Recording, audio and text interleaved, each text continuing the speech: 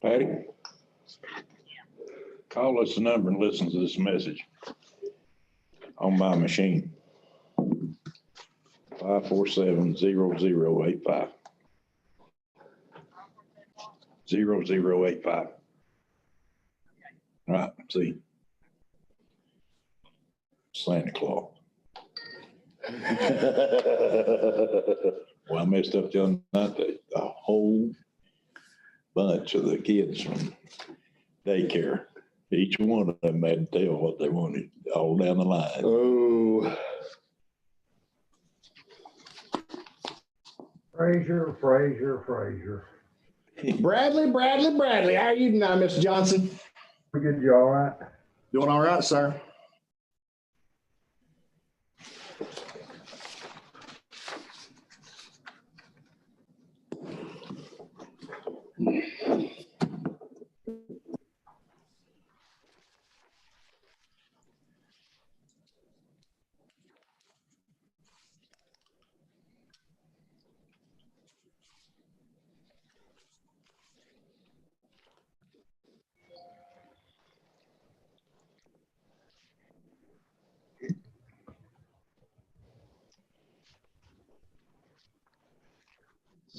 Who we got tonight?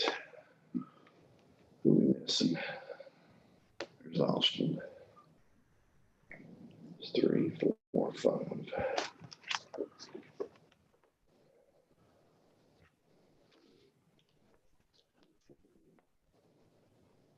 6. And Ross.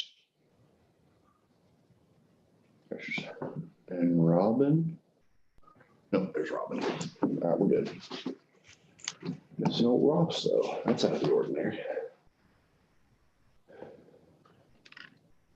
Aaron, looks like the only person I don't see is Ross unless I'm missing him. Yep, that's what I'm seeing as well, sir. I'll give it a couple minutes. He's on the way in now. Okay, we'll get started in just a second.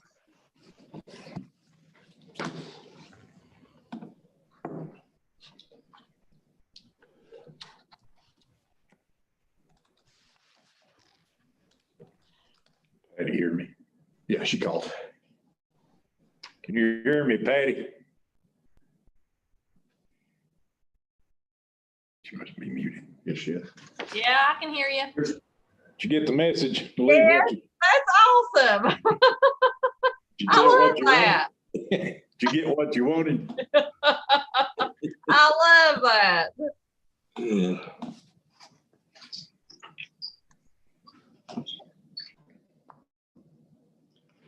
You got kids, get them call that number. 547-0085.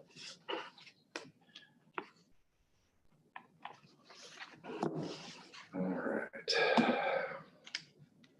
Was my lights on when you got them down? I come from this way. I saw them the other night, though. We swung through the back. I just found out yesterday they offered this way. Yeah, My kids were heartbroken. bought some of his stuff. My kids were heartbroken. You didn't go all the way around the house, did you? Yeah, we could always drive Did around you back. go around? The big old Santa Claus right At the there. beginning. Yeah, Kelton was like, whoa. What is the day? I had to put in a power system round back to carry the load. Oh, just sits there and trembles. My pocketbook will tremble when I pay for that light. Man, you didn't leave though. You on the highway committee? Somebody left a Bible up there. It's camouflage like a dinner bucket. And I give it to Patty, find out who it is. It was on the highway committee. Okay, we'll go ahead and get started. We'll call this meeting of the Budget Committee for December 14th, 2020 to order. This meeting is being held electronically due to the ongoing COVID-19 pandemic. This is for the protection of the health and welfare of the public and all our members. With that being said, I'll go ahead and call the roll. Mr. Campbell. Here. Ms. Brown. Here. Mr. Von Cannon. He's calling the roll, Charlie. Mr. Von Cannon, I guess I'm here. Mr. James,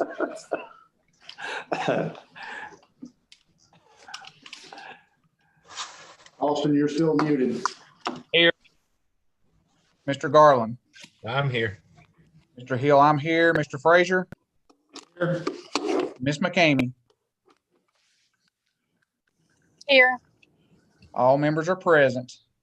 Next will be the adoption of the agenda. We need to make a quick amendment to that agenda. We'll move this to the very first item under new business. We have Miss McCray from the Chamber of Commerce who'd like to speak with us about the Omnium bicycle race. So if you'll put that under item 6. Does anybody else have anything that needs to be added? Make a motion, we accept. A motion by Mr. Frazier, Second. second by Mr. Campbell. Go ahead and call the roll. Mr. Campbell. Aye. Mr. Campbell, aye. Ms. Brown. Aye. Brown, aye. Mr. Von Cannon. Aye. Mr. Von Cannon, aye. Mr. James. Aye. James, aye. Mr. Garland. Yes. Mr. Garland, aye. Mr. Hill, aye. Mr. Frazier. Mr. Frazier, aye. Ms. McCamey. Aye. Ms. McCamey, aye. All ayes. The agenda is set. Next will be review and approve the minutes from November 9th, 2020. I'll entertain a motion when anybody's ready.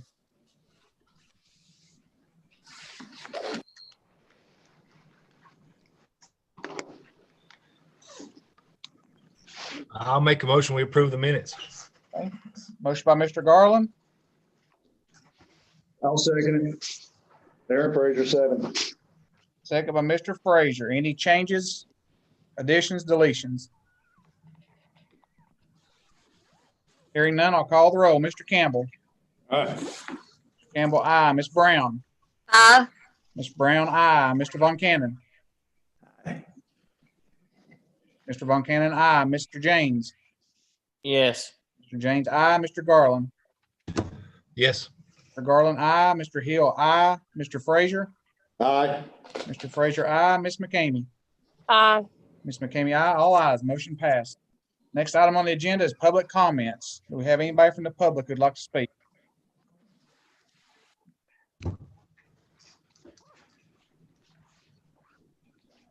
Seeing none, we'll move on to old business, which is the discussion regarding resolution to adjust pay for school board meetings.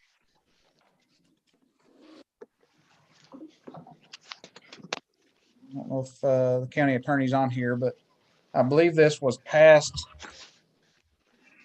by rules and bylaws unanimously. Has everybody had a chance to read over that?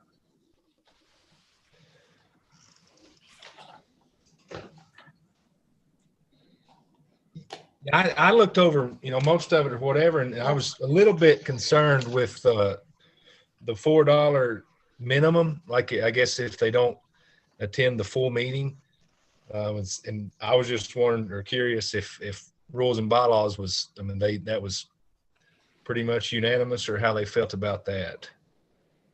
Yeah, I'm not sure. I think I think that's the state minimum. I don't think they actually. I think that's just kind of like ours. I think it's $35. Yeah. Maybe somebody who's on rules and bylaws that's on here could touch on that if they covered that. Anybody? I'm not sure.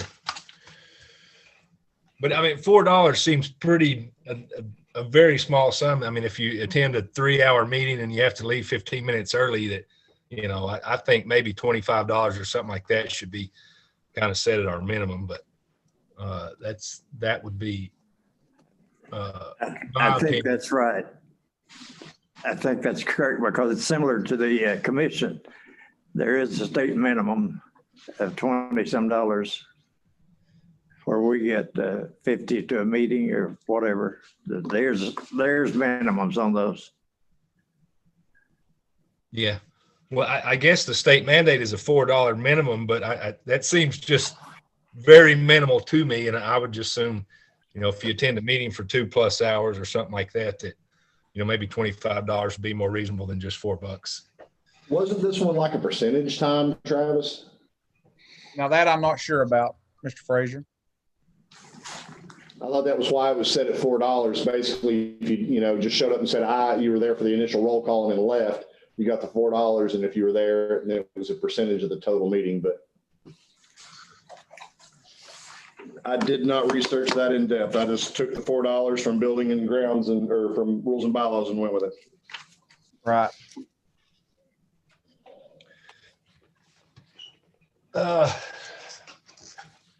I would approve the resolution. I mean, with the $25 minimum, I don't know if it needs to go back to rules and bylaws or if we just want to go with the $4. But I think that about $25 would be more reasonable for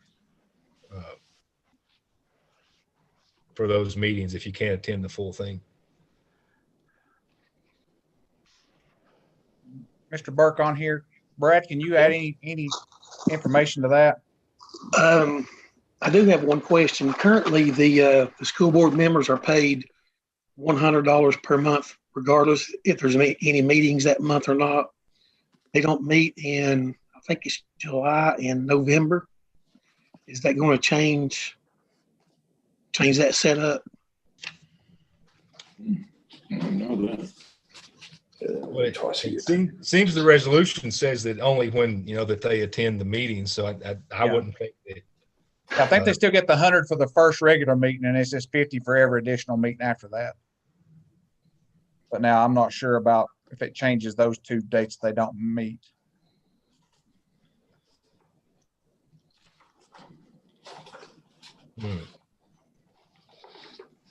Yes, the $100 is still in there for each regular meeting. And then additional $50 for each workshop or special call meeting by the board. So the initial 100 is still in there. And so those would be, members should not be compensated for meetings they do not attend. Members fails to attend and remain. They're meeting until its final adjournment. Compensation received, reduced statement of $4, partial attendance meetings.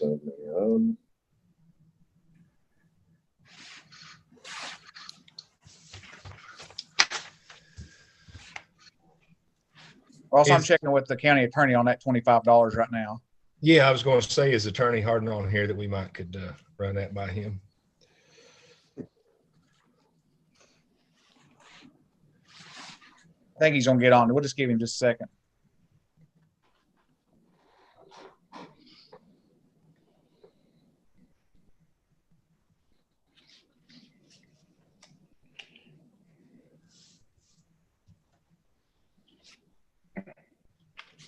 What's a normal month for them? Besides the regular meeting, do they attend regular workshops, or is that, just kind of special called stuff? Or I think they have several workshops during the budget time. And I think with the COVID going on, they've had a lot more special called, but other than that, I'm not sure.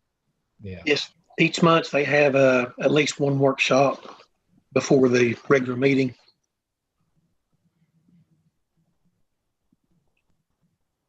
I think for the most part, what ones I've watched, they all typically stay. I think there's one member who doesn't attend hardly any, I believe.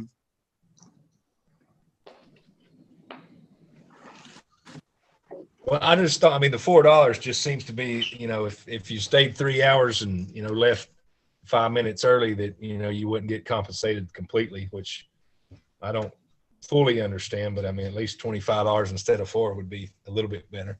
If you did have to leave. Because anything can come up and you might have to, emergencies happen and things.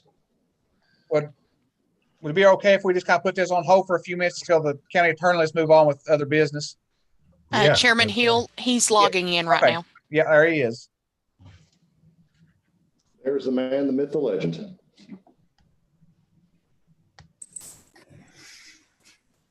Yeah, y'all need me? Yeah, I think Mr. Garland had a question about if we can change this resolution from the $4 minimum to like $25 minimum. Sure. Yeah, I just used, I'm sure it's antiquated, but the statute read $4 minimum, so that's what I used. The county commission statute read, I think $35, so that's what I used for it. But it's within your all's discretion if you want to have a minimum at all, and certainly what that amount is. Yeah, well, I guess my question, did it come from rules and bylaws that they set that at $4, or that's just was the what was on there before, Josh, previously? Yeah, nobody had any clue what that actual amount was. That's what the statute said, so that's what I put in there. I don't know that anybody's really hung up on the $4. Okay, well, I appreciate that. I'll make the motion. We accept that with the $35 minimum if they can't attend the full session, just as the county commission is. I'll second that. We have a motion. And that there is only 4 meetings they attend, not in the off months like the 2 months that they don't attend or whatever. Okay. Yeah, I don't think any of that changed, did it, Josh? Okay. Right. Yeah, the minimum would just be for like if they left early or if they didn't attend at all. You want to leave it that way for even the secondary meetings. I mean, the one difference with school board obviously is I don't think the county commission gets paid for workshops, but the school board has a regular monthly, every month workshop. So I think they're treating it a little different than our workshops. So do you want to leave the $35 for every meeting, even if they don't attend?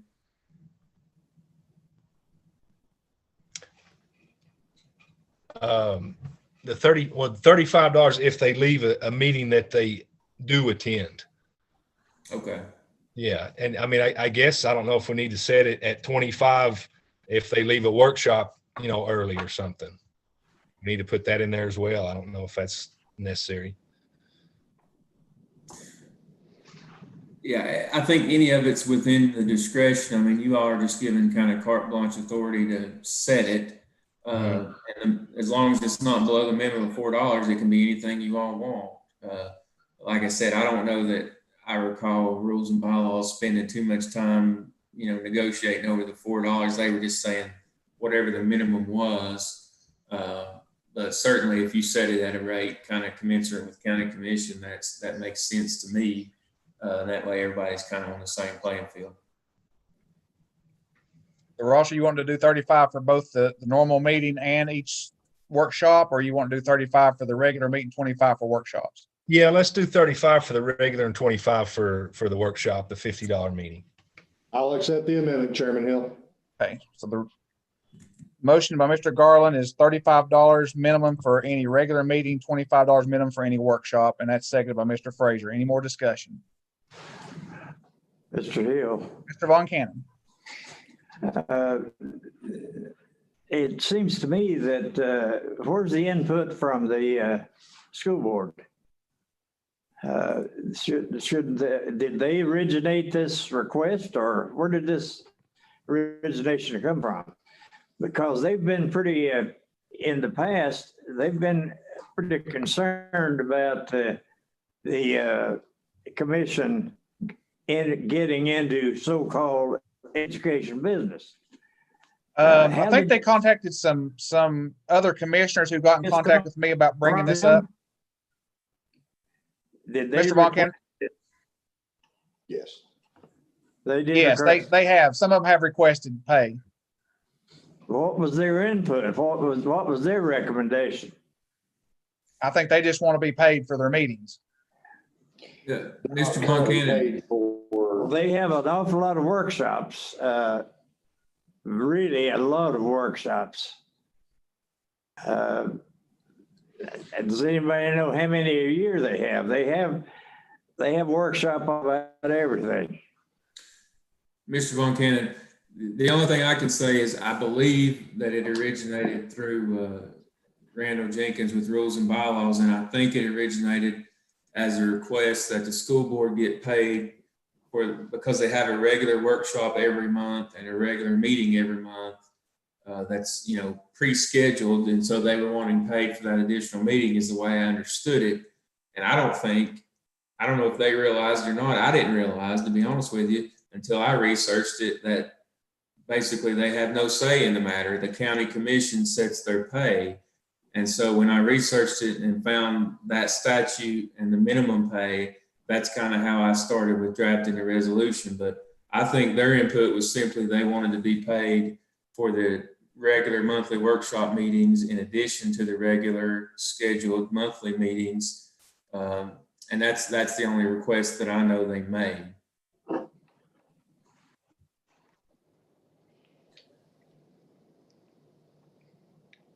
Any more discussion? Well, Mr. Von Cannon, how many workshops do they have? I think they said they have a workshop each month before the regular scheduled meeting, and there's 2 months they don't meet. So that's 10 meetings a year. That's 10 workshops. And I'm sure they have a few extra probably during budget time. I would guess. I'm not sure, but. That's correct, Chairman Hill. Good. Yeah, I think they would still get paid for their special called meetings, just like the full county commission does. I think the only difference is the workshop, and just, ours, the county commission workshops are kind of sporadic and just as needed or pretty rare, frankly. But the school board just has a regular scheduled monthly workshop every month, a week in advance of their regular meeting. And so they were trying to plan on that just as a normal schedule. I don't know that they have. I think maybe they might have had some additional meetings during this coronavirus stuff, but I don't know that that's a here to stay kind of thing. I think more or less they have 2 meetings every month. And Mr. Von Cannon, I think the only thing that rules and bylaws added, which we will adopt, will be that if they don't attend, they don't get paid. I think right now they get paid whether they're there or whether they're not for the regular meeting. What I'm getting at is we've got several people that are paid different amounts of money for meetings. The agriculture meeting one time was 0, and I think they finally put some sort of minimum on their meetings. But this is it's still 0. We've got different meetings, different standards all over the county. Some consolidation looks like would be in order. Mr. Von Cannon, the agriculture committee still doesn't get paid. I think there's several, like the library board, agriculture. I think there's a couple others that don't get paid. Yeah, Audit committee. Chairman Hill, as far as agriculture, that's a kind of a state mandate that they don't receive compensation for meetings, isn't it? Yeah, yes, that's what I was going to say. A lot of those committees are by statute, no compensation by statute. So we can't really, what we can control is the internal committees of the commission and set those pay rates. And then by statute, we can set school board meetings. So I think all the ones that are 0 pay at this point are not allowed pay by statute. Some of those statutes allow reimbursement for actual expenses or something, but not actual pay for attending the meeting. What my opinion would be that as far as the school board is concerned, it would basically be like our budget committee or any sub-top committee that, they receive the full meeting pay, and then any workshop would be considered like a subcommittee meeting like this budget is for, $50. So I'd like to see them follow along just as the county commission is. Right, and I keep that in mind as well. They don't have committees, so their workshop is in essence our committee structure, the pre-meeting to iron all this stuff out. So I mean, it's pretty much the same thing. Yeah, that's what I'm trying to say, Josh. Really, Any more discussion? Call the roll. Mr. Campbell. Aye. Mr. Campbell, aye. Ms. Brown. Aye. Ms. Brown, aye. Mr. Von Cannon. Aye. Mr. Von Cannon, aye. Mr. James. Yeah. Mr. James, aye. Mr. Garland. yes. Garland, aye. Mr. Hill, aye. Mr. Frazier. Aye. Mr. Frazier, aye. Ms. McCamey. Aye. Ms. McCamey, aye. All ayes. Motion passed. Next item we'll move to is new business. We have Miss Joy McCray from the chamber, and she's going to talk with us about the Omnium bicycle. Hi, thanks for giving me just a few minutes of your time to talk to you about this. I had the pleasure of meeting Aaron on Saturday. He stopped by our new chamber building, and if you all haven't, please stop by anytime. We'd love to show you around and tell you what we've got that's new. Sorry, I have a dog who will not leave me alone. right next to me.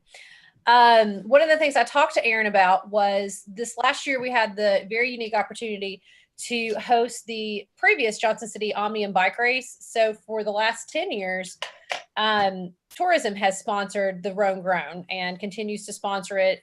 They do it every year. It's traditionally the first weekend in June, and it's always in Johnson City for that criterium, and that's the Sunday race. So if you've ever been to Blue Plum and you've stuck around on a Sunday and you've been downtown and you've seen these crazy people on these little skinny wheeled bicycles whipping around downtown, that is the criterium. The entire race is called the Omnium because there's 3 parts.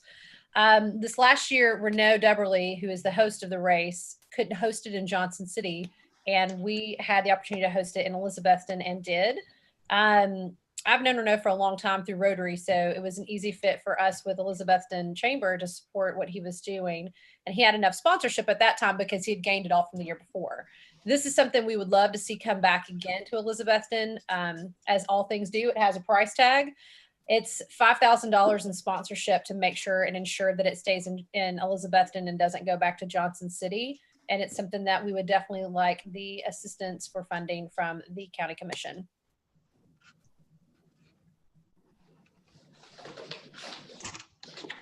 Yeah, and I like to add in that I was part of that and got to be down there for the criterium, and was a fantastic event. It's really fun to watch if you do like bicycles or just like to watch people fly around downtown and make 4 left turns. But had the opportunity to meet some people from out of town, and Joy she'd sent me some statistics with numbers of people that were involved in the race or actually competed, and family that they brought, and it was a huge number of out of town folks that did come in.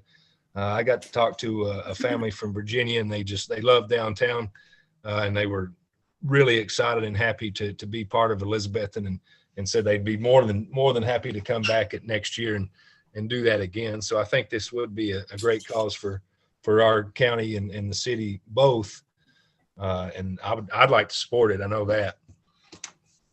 And of course, it includes the Roam Grown as well, which is starts out of Elizabethton to Roan Mountain. Joy, you included some of the impact summaries for what happened in 2019 as well as projection. There were 237 unique racers, and I know Mr. Kennedy sent these out to everybody, so you've got them. 133 that stayed in hotels, motels with an average of 1.6 nights for a total of 221 room nights. 7.2% were local, 14% were other East Tennessee, 12% were Middle Tennessee, 1.4% were Western Tennessee, 28.6% from North Carolina, 8.1% from Georgia.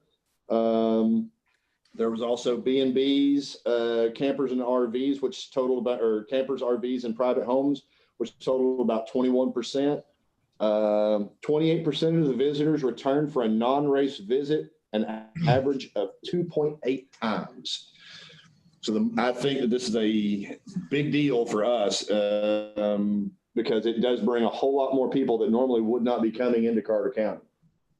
Absolutely. And it's something that we've seen on another end. We've had several people come back that came to the Omnium just that Sunday to come back another time, and they stopped into Chamber just to get a map, or they wanted to go hike. And a lot of them specifically wanted to go to Tannery Knobs to mountain bike because these guys ride all the bikes, and they went out to Hampton as well. And then they wanted to do other things, and they did.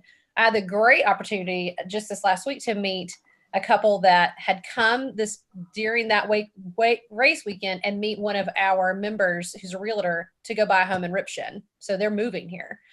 They loved this area. They've traveled here for a couple of years following their son, who's a cyclist, and now they're looking to retire, and they're specifically moving to Carter County. So it's definitely a tool that we are following greatly, especially with tourism, and we have for years with Roam Grown. Talking to our merchants downtown, if you guys know anybody that works downtown, definitely pop in and ask them if they were open. I know John was open at Jiggy Ray's. Tracy was open at 518. Coffee Company did all the lunches, and they were slammed all day. I think Misty opened at Duck Crossing, and then Sherry and Michael actually hosted the beer garden. So they all had a great day, and it's on a Sunday, which is a day that's traditionally closed downtown.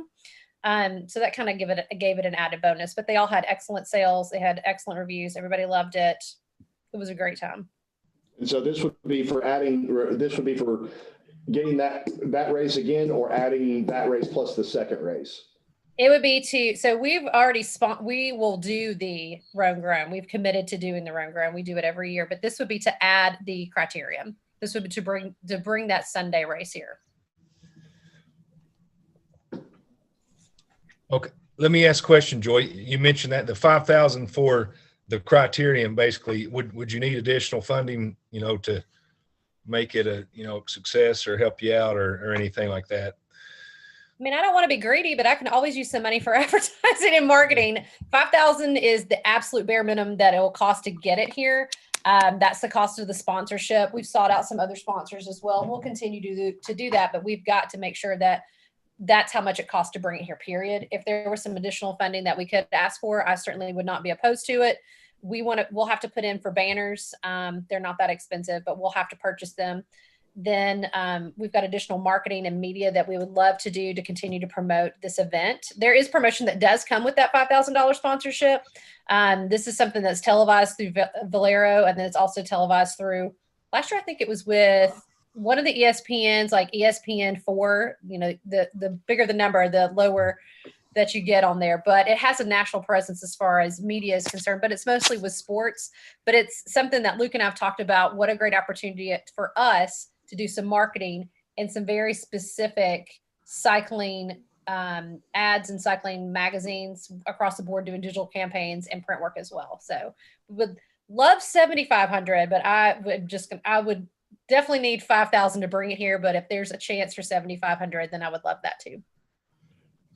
And as far as the 1,200 for the Roman Grown, is that come out of the chambers or the tourism? That comes out of tourism, and that's just one thing that we would be able to match that with the dollars we have already set aside to pay for the sponsorship. That just covers the actual sponsorship to bring it here.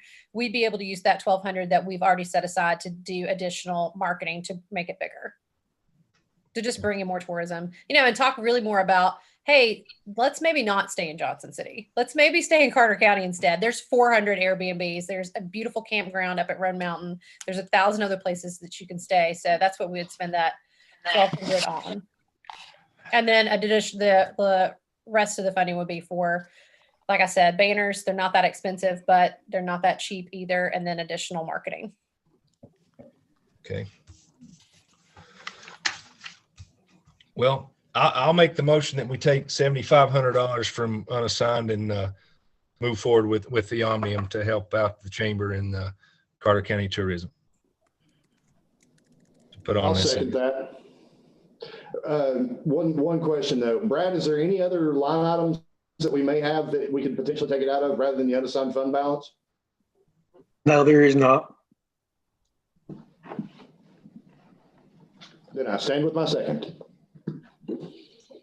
A motion by Mr. Garland, second by Mr. Frazier to take $7,500 from unassigned fund balance to give to the chamber for the Omnium bicycle race. Any more discussion? Yeah, one question for Joy. Is there any chance that the gentleman you mentioned, the race director or whatever, would they consider Johnson City, or this kind of, sealing our participation in this if we go ahead and move forward with it? Would they want to say no? Could they say no? No, this will seal the deal. Like, that's it. It's a matter of, he really liked doing it in Elizabethton last year. And I know he didn't have to come to the county commission, but he did have to go to the city commission to get approval, get the approval to do it and close down the streets. And he said it was so much easier to work with our city officials to bring that big race. But he's worked with you guys for years to do it in Carter County to block off. There's like one intersection and something else. I've driven the SAG wagon for years. He really likes having it in Elizabethton. It's really just about the money, because the CVB in Johnson City has sponsored it in the past. So us bringing it in, I mean, it's something that he would consider bringing it every single year, as long as we have the support to bring it in. Oh, and I had one other question. Sorry to interrupt you, Ross. No, that's okay. The third race, can we get it? We can. I haven't approached it because Ballot is the sponsor. So I haven't felt the need to go in on that yet. It's not only that Ballot is a sponsor, it's hosted in Irwin, and he is absolutely, the race host is absolutely interested in bringing it to Carter County.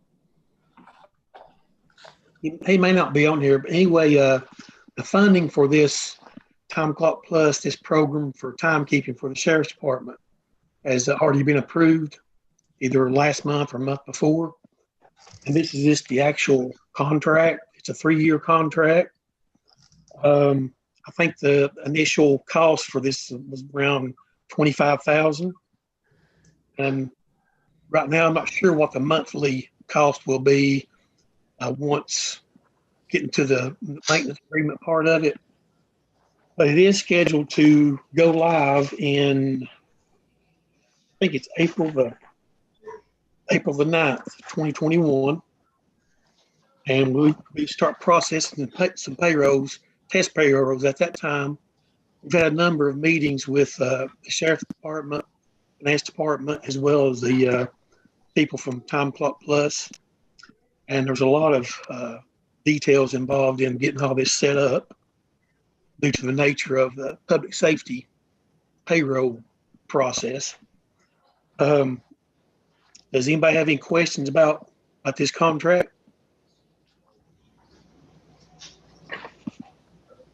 You said this was an amendment to the contract. What was the change, Brad?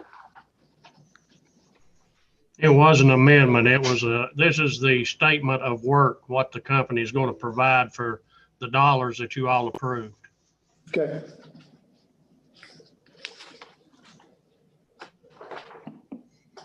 Make a motion that we accept. Second. I have a motion by Mr. Frazier, second by Mr. Campbell. Any discussion? Call the roll. Mr. Campbell. Aye. Mr. Campbell, aye. Ms. Brown. Aye. Ms. Brown, aye. Mr. Von Cannon. Aye. Mr. Von Cannon, aye. Mr. James. Yes.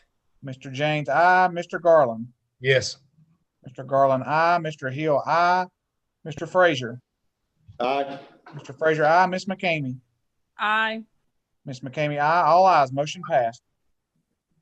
Next item on the agenda is review and approve contract for County Clerk's Office title folder. Turn this over to Brad. This is on page 18. This is a 60-month lease. And it is for the equipment to fold all the titles that are printed out in the clerk's office. And the cost is $123.75 per month. Billed quarterly at $371.25. Any questions about this contract?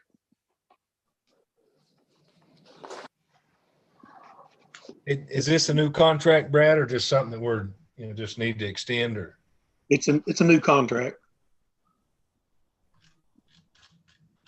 Is this with a different company or is this with the same company? Same company. The previous equipment wore out and stopped working properly. That is a pretty similar cost as the last contract, or? Yes. The same thing? I'll make a motion we approve. Motion by Mr. Garland. Second. Second by Ms. Brown. Any more discussion? Hearing none, we'll call the roll. Mr. Campbell. Aye. Mr. Campbell, aye. Ms. Brown. Aye. Ms. Brown, aye. Mr. Von Cannon. Aye. Mr. Von Cannon, aye. Mr. James. Yes. Mr. James, aye. Mr. Garland. Yes. Mr. Garland, aye. Mr. Hill, aye. Mr. Frazier. Aye. Mr. Frazier, aye. Ms. McCamey. Aye. Ms. McCamey, aye. All ayes. Motion passed. Next item on the agenda is Sheriff's Department request to amend the First Responders Care Act monies to purchase replacement jail bedding items, including mats, sheets, and blankets. This is Mr. Smith or Brad. Either one can have the floor. I spoke, myself and Chief Parrish spoke with Brad about this to see if there was any more of the monies left over from the COVID-19 Relief Act, and there was. We, in the jail, we currently are using the mattresses, the sheets, and the blankets that we purchased back before we opened the jail. They've got approximately 9 years of use on them. You've got the COVID going through here. not as bad as it once was, but it spread pretty rapidly inside the jail whenever we ended up with 2 shifts completely out. We're trying to mitigate the possibility of infecting the inmates and the officers and all the staff involved. You know, the mattresses over time, the plastic coverings on them will actually crack. You know, we still clean probably daily with bleach and water, but still the possibility of that being down in there and not being reached is still there. So while we have the opportunity, we'd like to go ahead and purchase new mattresses, sheets, and blankets for the jail, and hopefully mitigate any issues that we'll have later down the road.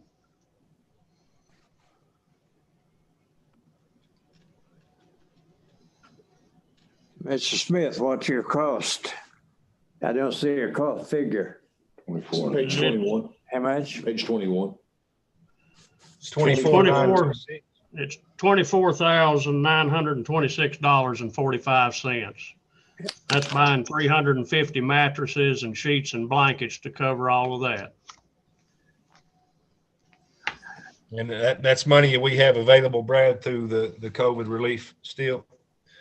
There's an available balance of $258,036.98. I'll make the motion. We move forward with the contract. Second. Or not the contract, but the request. A motion by Mr. Garland, second by Mr. Von Cannon. Any discussion? Captain Smith, Yes. how many positive cases for the inmates have you had in the jail? I would have to get with Trivet. I know that at one point there we had, it wasn't really the inmates, it was the officers that were infected the most. We had 2 complete shifts out at one time, and I think at that point we had roughly 10 or 12 inmates that were infected, and I think they infected the shifts. Caroline, are you on the call?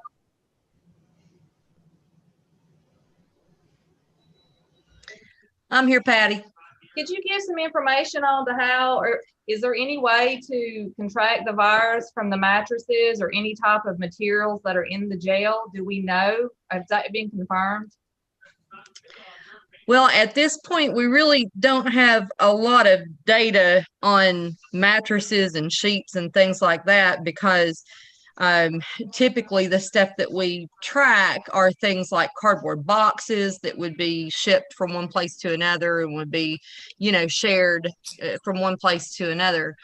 It has been our experience that in congregate care settings, generally it is the people that are able to come and go that act as the primary vectors for people that cannot come and go. That just tends to be the case when you're talking about even with school classrooms, and when you're talking about nursing homes and things of that nature. So probably, you know, if we're talking about, you know, sheets and mattresses and things like that, then probably your mitigation would be just as valuable and beneficial. You know, in other words, if you buy new stuff, you're still going to have to disinfect it. You're still going to have to mitigate outbreaks when they happen. That's not going to prevent that from happening again. So, you know, you would be looking at, you know, the process you use to wash your linens. You'd be looking at using the fogging devices to get to even the furniture and the bedding that was you know, damaged in any way. So, you know, if you think about, you know, if you do replace something like that, you're still going to have people coming and going on staff. You're still going to have needs for disinfecting and cleaning. So in other words, all of those needs are still going to be present. And all of that will be taking place. But with the mattresses, our mattresses are not like what you have at home. They have a hard vinyl cut. Well, I ain't gonna say hard, but it's a vinyl covering, which over time cracks and, debris can get down into them. And I agree with the sheets and the blankets, but the sheets and the blankets are pretty well wore out. So that's the reason why we're wanting to replace them all at one time, because they have been over there now for going on 9 years. Captain Smith, at what point would these mattresses have been replaced anyway if COVID hadn't ever happened? Probably we would have, well, actually, if you remember, I put in the budget to replace some of them this year. So we were starting to replace them as the years go by. But, with the outbreak of COVID and the mattresses themselves, like I said, where they get the cracks in them, that's the concern. But Brad, based on what Caroline's saying, we really couldn't use the COVID funds for that. It would have to be for COVID related matters, and it doesn't sound like you can catch the virus from just the mattresses. I disagree with that, because if you can get it off a cardboard, you can get it off that mattress. I'd just like to say that I think that they need to be sanitized and stuff, and we ain't trying to make the Ritz-Carlton for our inmates. I'm sorry. I think we need to save the money for the county. I just couldn't vote for this. Mr. Burke, we didn't cut any money out of the budget for mattresses, did we? Not that I'm aware of. Okay. Tom, did you say that, how many, did you say 2 shifts came in with it or 2 shifts was off with it? Yeah, we had 2 shifts that were off at one time, at the same time. And how many inmates had it at that time? If I remember right, it was like 10 or 12. It was actually brought in from another facility. Okay. And then sprayed. How many inmates do you have currently over there? 276. I just wonder how come it didn't take out all 276 of them if it got a shift. Because we isolated them and put them in. We actually have medical cells that are for that, to pull everything outside instead of circulating it back in the air, and that's what we done. Negative pressure rooms. Yeah. Let me say this. I may take this motion back that I made, and Nancy made a good point. I mean, I've got sheets and blankets that I've lived on or slept in for 9 years. So I don't know if there's a possible way that 24,000 could be used for disinfectant or maybe some other purpose. But I want to see us have okay stuff. But as she said, it's no Ritz-Carlton over there, and I'll actually rescind that motion. I'll take it back. Chairman Hill? Yes, Mr. Burke. Actually, those the CARES funds were reimbursed based on public safety payroll, and the county commission can do whatever with those funds, whatever they choose to do. Okay. Chairman Hill? Yes, Ms. Hurt. I did want to add one more thing, just for us to think about down the road. And certainly this is just looking into the future and thinking about down the road. When those CARES Act monies are gone, they are gone. And we do have some counties that are getting ready to face this or are already facing it. We are getting ready to head into our vaccination period. And that is going to bring with it some serious and discernible costs. Mm-hmm. And this is exactly what that funding was intended for. We do have some counties that are beginning to face some problems because they are needing to set up sites for mass vaccination and do those things. So I just wanted to throw that out as a consideration for this committee. Thank you. Ms. Hurt, are you going to need money to do this? I mean, do you have a dollar amount? Travis? I do not have a dollar. Oh, go ahead, Patty. I'll go ahead and chime in right after Caroline. As you guys know, you already know, we are going to be using Jamie Matheson's property to do the vaccine. That will come at a cost. We will have to supplement Mr. Matheson for using that property. He hasn't gotten with me yet, but also, and Caroline knows this as we've had meetings, they're asking for the squad to be there on site to, after the vaccine's given, in case there's side effects, the squad does not have that extra money to pay those guys to sit there all day long. I mean, Terry has already told me he does not have that in his budget. So those are things to also to consider with this money as we begin this testing. We may be in this for the better part of next year. So I really think these monies we need to be conservative with the rest of these monies. Chairman Hill, I'd like to add a little bit onto that. Go ahead, Mr. Frazier. The NHS out of Great Britain has already set on their vaccinations that they cannot be done at any facility that does not have essentially a crash cart available due to the side effects from the vaccination. And there's also several countries that have decided to just completely can the initial vaccine and wait for additional research to be done. So we may not be able to do it at the Matheson property, even with a crash cart on site from the rescue squad. It may only be able to be given at a medical facility. Aaron, the Matheson property's already been approved. Okay. That's already a go. Okay, so we'll go back to the sheriff's department request, and we had a motion and it's been rescinded. Right, currently there is nothing. What did you add into the budget this year for replacement mattresses, Tom?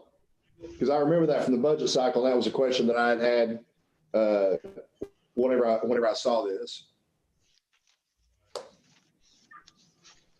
It was 7,500. 7,500. That has been spent. Okay, so some already have been replaced. Yes, $77,489 for mattresses.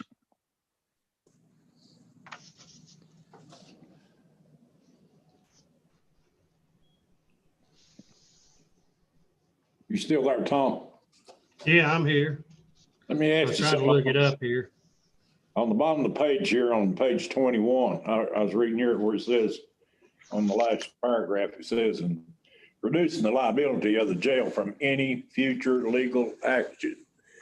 You know, we can't stop this thing, and it's not, we're getting the shots and stuff out, but why would the jail be responsible, or we be responsible for, people getting this?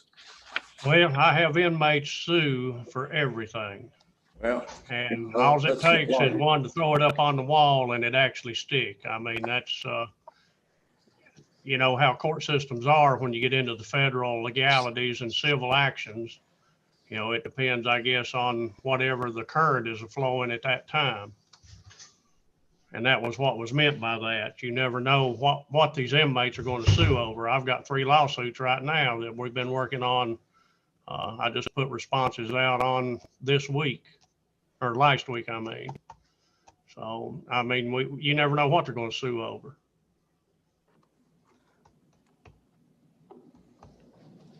We're all facing about the same thing they are, that's the sad part of it. Tom, how many would you be able to replace with another 7,500? I didn't understand what you said, Mr. Hill. I think that's Mr. Frazier. Frazier. That's okay. How many mattresses would you be able to replace with another 7,500? I mean, do you have some that are just like you've got to dumpster right now that you could replace and limp on the others? If they will give them to us at the same price that they quoted for the quantity, we should be able to get about 107. And what's that on top of what we did spend the 7,400 on previously, Captain Smith? It'd be another 100. Okay, so that'd get us pretty close to. Well, I take that back. We didn't get them at the same cost we got them. I think we got 75. I think they were right at $100 a mattress is what they cost. We actually got them down to it's the cheapest I've ever seen it. It was, I think, $69. Of course, ordering in the quantity that we were. And as the quantity goes down, the cost goes up. Yeah. You understand? And I don't want to say that I'm not trying to support you guys and certainly your efforts to combat any coronavirus issues. But from hearing Ms. Joy and Mayor Woodby speak on that, I think the monies could be a little bit better used. I don't know if there's some possible ways that you guys could, as far as disinfecting or things that you guys can do more for yourselves. We disinfect them every day. I mean, yeah. But whenever they've got the cracks and the rips in them that they have, and it goes down into the foam, I don't know of any way to disinfect foam. Okay, yeah, I understand. I'm sure we have hospital beds right now too, Mr. Smith, that's got cracks and stuff in them, and we're having to make do with those. Hospital beds. We don't have any hospital beds. Well, let me make this motion before we get too far. Let's use $8,000 from the CARES Act money and to go as far as you can with any new mattresses, Captain Smith. I'll make that motion. We would appreciate it. Chairman Hill, I'd like to offer a friendly amendment. Okay. My blankets especially and the sheets especially could be offered to either arms under the conditions of sanitation, but more importantly to the Baptist ministry that has washing facilities. They have washing machines to sanitize these things, but throwing them in the landfill with babies needing warm blankets is not something I can't handle. But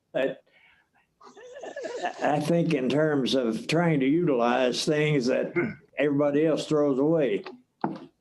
Mr. Von Cannon, so you're saying that used worn out blankets from the jail is not good enough for our prisoners, but they're good enough for babies? Well, even so, there's got to be a utilization of half a blanket, cut it. Those people have sewing folks. If you've never looked at the Baptist ministries on Arney Avenue, take a look at it. And arms, of course, is more of a giveaway thing. They don't have facilities to sanitize and whatever like the Baptist ministry does on Arney Avenue. We've got to start looking at things of this because we've got people in the county that could use a warm blanket or a sheet. But I think just if you offered it to them under the conditions of you bag it at the sheriff's department under sanitary conditions, they in turn handle it with gloves and sanitize it in their washing machines. It can be utilized. It's just a matter of offering it. If you don't want to offer it, that's fine. But landfill it, that's the other option. Somebody restate the motion. My motion is to take $8,000 of the CARES Act money to go towards the purchase of as many mattresses as possible at the jail. I'll second. Okay, so we have a motion and a second, and does Mr. Garland want to accept the friendly amendment? Well, I'm not sure the amendment, what are we doing exactly? I didn't understand that, to be completely honest with you. Just to take the old blankets and give them to, the places he's talking about? Is that the amendment? Yes, I think that's what the amendment is. At least offer it. But I don't think you're putting any money in to buy new blankets though with $8,000. I think Ross's motion was just the to put old that towards blankets and the old sheets to the Baptist ministries, but it'd be the more logical one because they can sanitize. That's all you got to do is to say that you will. How about I'll restate my motion that we take $8,000 and that can go towards the purchase of blanket sheets or mattresses at the discretion of the sheriff's department and Captain Smith, that old blankets, if necessary, or if they get, tossed away, that they can be used in that manner. Tom, is that legal to give those blankets and stuff away, those sheets, county property? Well, I don't know that they'd be Well, worth, don't know if they'd be worth giving them to anybody because, you know, we wire them out. I mean, they're down to threads. So, but I mean, if that's what you want, I mean, as far as legality, I don't see no issue with it. I don't think Josh is on here still, but I ain't got a problem with it. I have one. They've got a seamstress up there can put them back together. Why? I have one other question. They just keep before- dogs warm in the winter to animal shelter, I'm sure. Chairman Hill? Yes. To be technically correct, I would assume those need to be declared as surplus property before they're disposed of, whether that's dumping them in the landfill or giving them to some other organization. Well, that's a consumable item, isn't it, Brad? I don't think I'd have to go through you all. It doesn't go through us, it goes to the county commission. That's what I mean, through the county.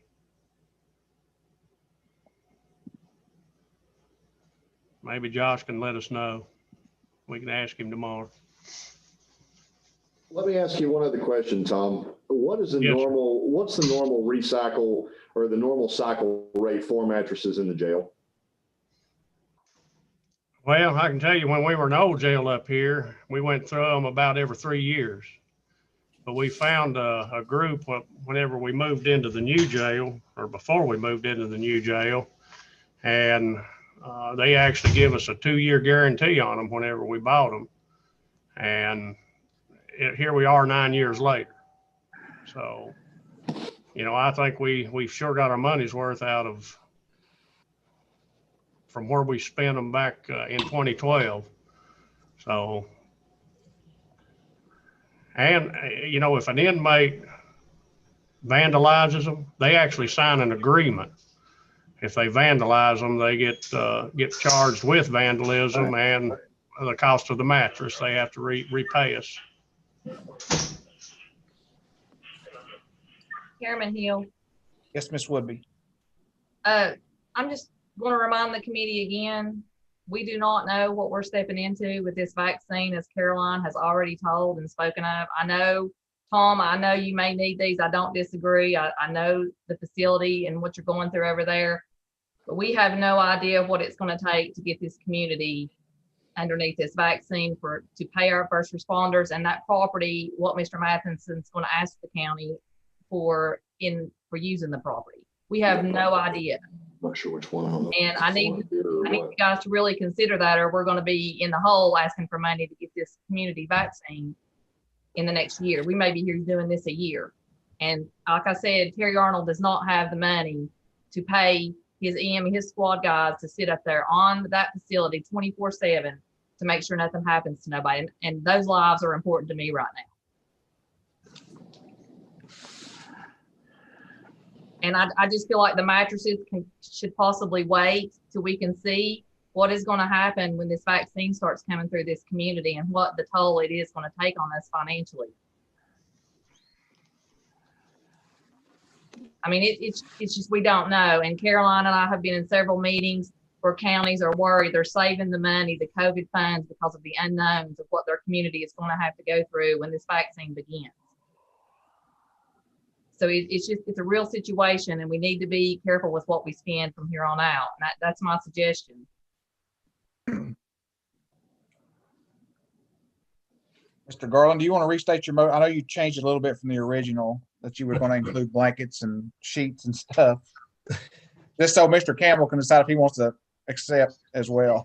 Yeah, I guess where I'm at is, and I'll just go with 8,000, and I understand what Mayor would be saying too, but I'm just trying to help out here where we can. And if it doesn't work, that's fine. 8,000 for the sheriff's department for mattresses, blankets. I mean, necessary items, that bedding items.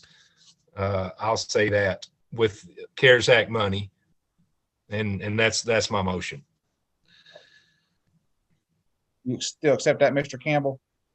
I withdraw that motion. Right, so we don't have a second. I'm thinking about also nothing to you, Tom. thank the world of you and stuff like that, but I have to agree with the mayor that we better watch what we're doing here, because it's going to cost some money to get this vaccination, through here.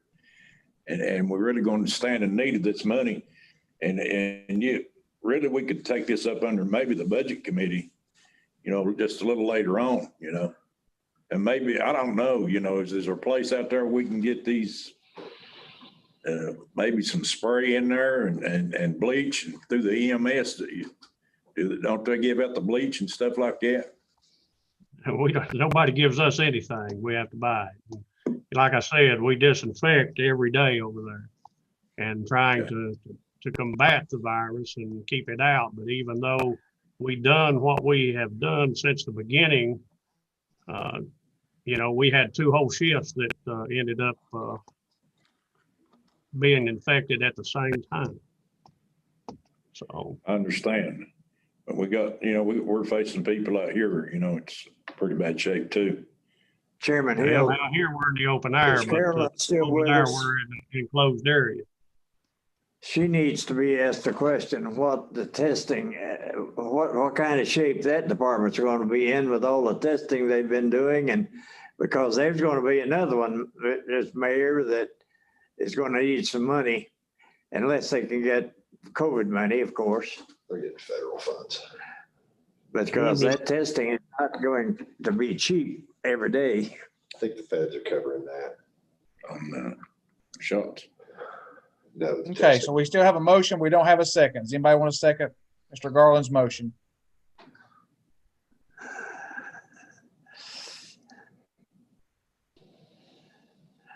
I think you need to second this, and I will. Mr. Von Cannon's going to second. All right. So motion by Mr. Garland, second by Mr. Von Cannon. Any more discussion? I just think that we need to save every penny we can because the unknown.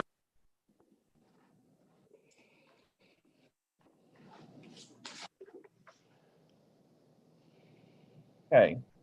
No more discussion. We'll call the roll. Mr. Campbell. Right now, I can't go along with it. No. Mr. Campbell, no. Ms. Brown. I think we've lost Ms. Brown. Mr. Von Cannon. Aye. Yes. Mr. Von Cannon, aye. Mr. James.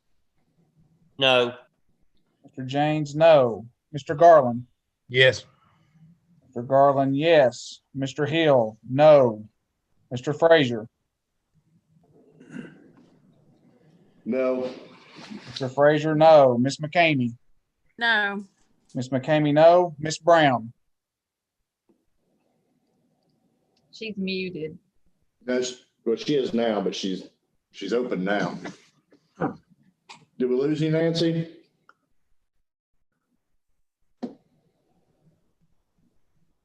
See her mic keep muting in and out, but I don't know if she's on there. Okay, we'll just move on. That's 5 no's, 2 yeses. Motion failed.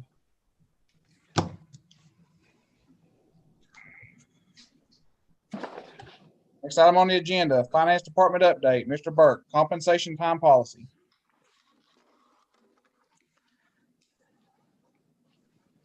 You'll find the county's comp time policy on page 22 and the sheriff's department on page 23 and 24. You may already know, but each county official is allowed to have their own separate personnel policies. Right now, all county officials, with the exception of the sheriff's department, is following this policy on page 22. And we'll start with section 5.2 on page 22. And this talks about overtime, which being any hours actually worked over 40 hours in a week. And then the next sentence allows for either overtime or with a prior agreement or an understanding granting comp time in lieu of paid overtime. It also says that there, any overtime work should be approved in advance. And if we drop down to section 5.3 comp time, this goes into further details about the comp time. It does have a limit, a maximum limit of 100 hours for county employees, the way it currently stands. We have had a issue here and there with employees exceeding that amount. We actually had one from the finance department. We've got that paid down. It's under 100, and we're monitoring that constantly. And if you flip over to page 23 to the sheriff's department comp time policy,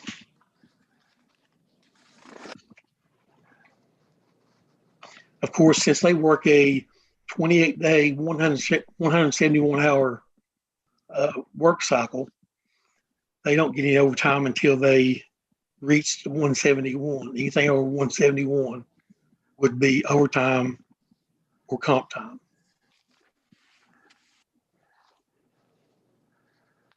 If you go to page 24,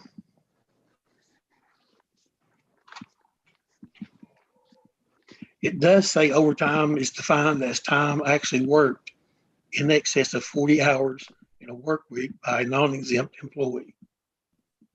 But that's not correct based on their current work cycle of 171 hours. And that's the way currently they are being paid. And of course, it will be in the second pay period of that 28-day cycle. And if you drop down to section 5.3 comp time, sheriff's department employees are allowed to accrue up to 480 hours. As of the Financial Management Committee 1 week ago, there were no sheriff's department employees above that 480 hours. I think the most any employee had was 470 or so. And in the general fund budget for 2021, and I think there was possibly some in there for 1922 for paid overtime in the, of course, the sheriff's department, animal shelter, and in the solid waste fund for the landfill, recycling center, and convenience centers.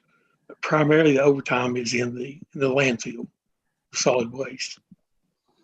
And of course, the county commission does control the funding for any payments of these amounts. But a main point is that the employees are entitled to either overtime or comp time. And currently, some of the offices work 35 hours. They're open 35 hours a week. Other ones work 37 and a half. Some work 40. Primarily, the ones who work 40 are paid by the hour, and the other ones are paid on a salary basis. And Mr. Johnson, you like to add something?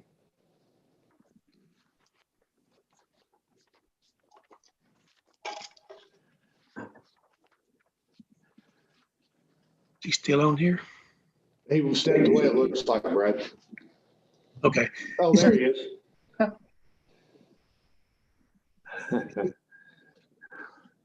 He's taking a nap. Well, I can do it in the horizontal condition because you think better there than you do in the vertical. No, I don't have anything other to add to that. I don't think I don't know, Mr. Burke, I had the feeling it wasn't really fully completed out of the financial management, is it? To be honest with you, I'm not really sure how it ended up on the agenda of budget committee. Mr. Kennedy can probably elaborate on that.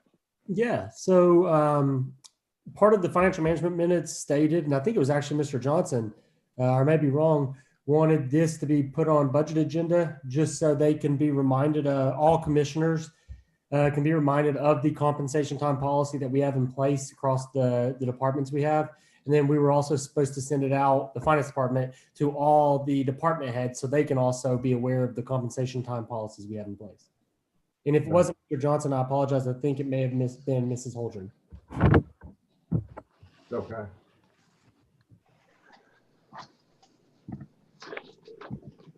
So we're just looking at this to review.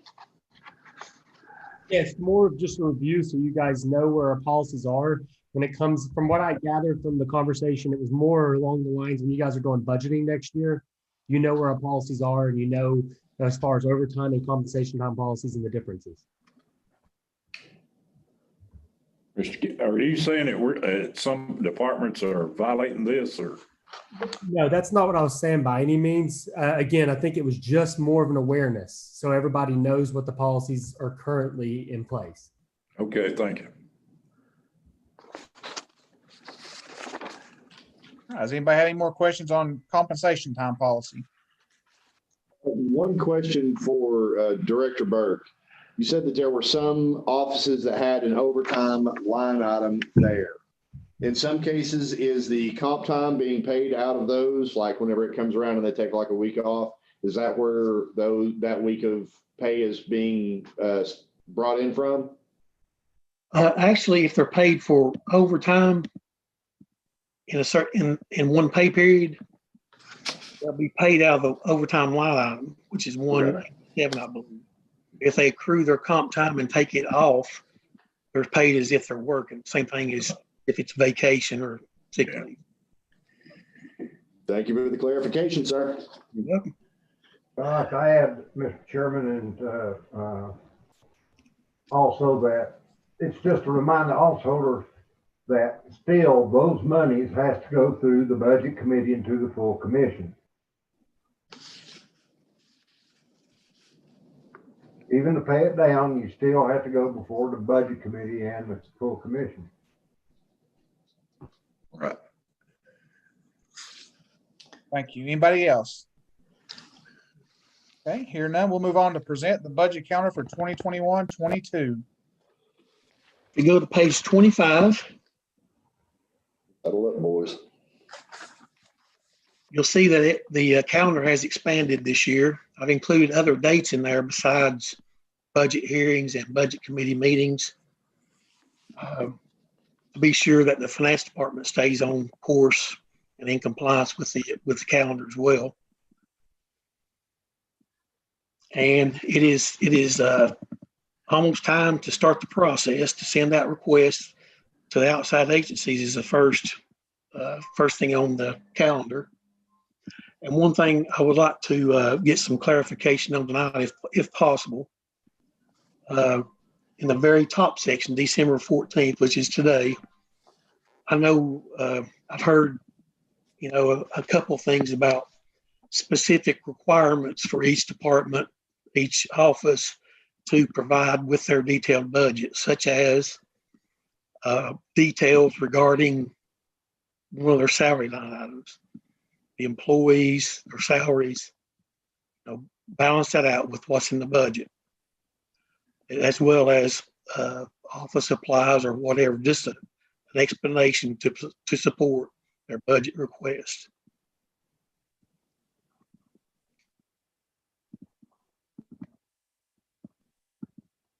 So I will take any recommendations or a motion.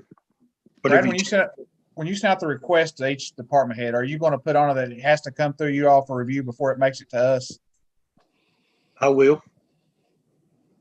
Thank you. You're welcome. Okay.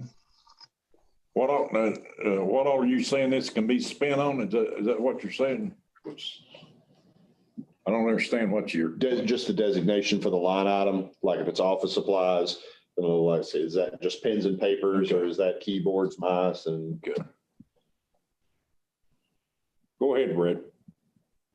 Okay. Mr. Hill. Yes, Mr. Von Cannon. At one time, comp time was totally out of control, and we had to pitch in and supplement the sheriff's department to get them out of trouble on comp time. Tom or Brad, where are we standing now on comp time? Are we in good shape or way behind, or? Okay, there, as of last Monday, there were no employees of the sheriff's department above their 480-hour maximum accrued balance. I think the most any employee had of the sheriff's department was around 470. And of course, the county's policy, a maximum balance of accrued comp time is 100 hours. There was one employee as of last Monday who was in excess of that 100-hour limit for the county. So it's under control. Brad, I know we asked, I think I did last month or month before. Do you happen to have what the liability is right now on all compensation time it's out? If we had to pay it out? The only thing I have right now, it would be the values as of June 30th. Okay. If the budget committee wants some values, more current values, I'll be glad to prepare those. Can you just give us, do you happen to have the June 30 ones on hand that just give us a rough idea? Okay, let me see.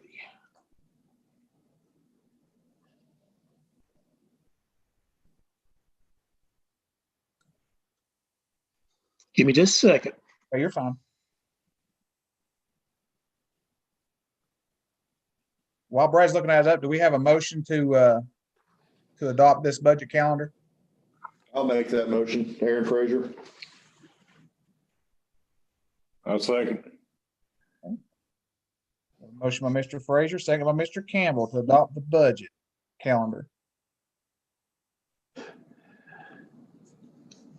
Anybody want to discuss anything on it? I got a question for Tom. You still on there, Tom?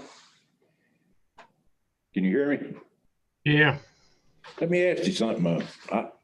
It probably has nothing to do with this, but back when we went back to the work part of it there on the 40-hour thing, I never did really understand that. If you've got an officer working a wreck and he's already got in, say, 38 hours or 39, does he have to stay on the scene of that wreck till it's cleared up? And say if it takes three more hours or? Well, I mean, if he's working a wreck, he can get the information and the oncoming shift can go ahead and stand by for just standing by for cleanup or whatever. But no, they don't just stay there.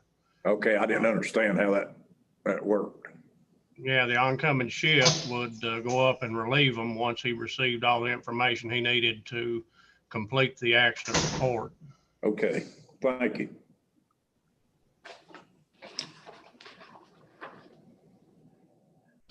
I do have a worksheet on my laptop. I'm not completely certain that it's the final version. This one's dated August the 6th. Okay. I can give you those figures, and if anything's different, I can send out an email tomorrow. Okay, that's fine. And the comp time for the sheriff's department, the value would be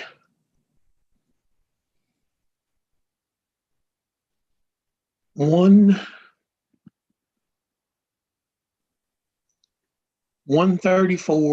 $191.27,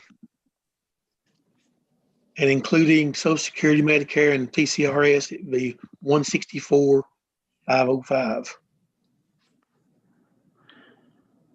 And for the rest of the county, it is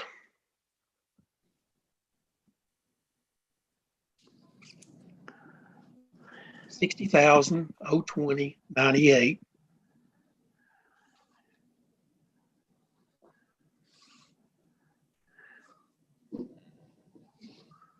Not too terribly bad. Excuse me? That's not too terribly bad. No. Okay, so we have any more discussion on the budget calendar? We'll call the roll on that, please. Mr. Campbell. Aye. Mr. Campbell, aye. Ms. Brown.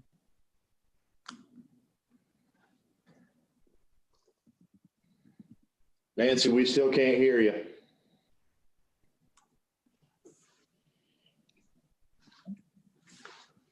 We'll move on. Mr. Von Cannon. Aye. Mr. Von Cannon, aye. Mr. James. Yes. Mr. James, aye. Mr. Garland. Yes. Mr. Mr. Garland, aye. Mr. Hill, aye. Mr. Frazier. Aye. Mr. Frazier, aye. Ms. McCamey. Aye. Ms. McCamey, aye. We'll go back and try Ms. Brown again. We can see you, Nancy, but we can't hear you. Can you give us a thumbs up if that's an aye? Just saying aye, but. Yes. Okay. All right. So that's 8 ayes. Motion passed. Hey, aye. Next item on the agenda is discuss possible expiration of Coronavirus Act. Director Burke. Thank you, Chairman Hill. Hope you've had time to look over this memo. Basically, the county's been under this federal act since it was effected on April the 1st. It is set to expire on December 31st. And these acts provided employees who met certain qualifications that are listed in the bottom of the first paragraph. 80 hours, a maximum of 80 hours of sick leave, plus any extended medical and family leave related to the COVID-19. And basically, I'm just making you aware that I believe there should be some contingency plan in place in case some guidelines, some requirements is not approved, enacted by the federal government prior to January 1. If nothing's adopted and there's no contingent plan in place, it would default to where the employee would have to use their sick leave. And I'm not recommending one way or the other. I'm just recommending that you do adopt some contingency plan. Director Burke, if I'm not mistaken, when we originally passed ours in March, we actually approved 2 weeks of pay before the federal government even made this available, if I'm not mistaken. That's correct. And the way I understood that was it was only for the employee if the employee tested positive. It didn't cover daycare closures, someone in the same house they had to care for, quarantine orders, contact tracing, all that. Do you know, Director Burke, how many people within the county, not so much have got COVID and received this, how many people have been quarantined for safety precautions and have had to use this? No, I really don't. I know Jacqueline is working on this as far as pulling some numbers together for the school department, county, and the highway department. Number of employees and time that has been paid for. Chairman Hill. Yes, Mayor Woodby. I have a question for Director Burke. Director Burke, are all departments and supervisors turning in the required documentation that goes along with someone being out and also reflecting that on their timesheets? We are having an issue here and there with getting those forms required by the federal government by these acts. I know Jacqueline told me today, I believe there's some from the school department. We have a little issue with getting.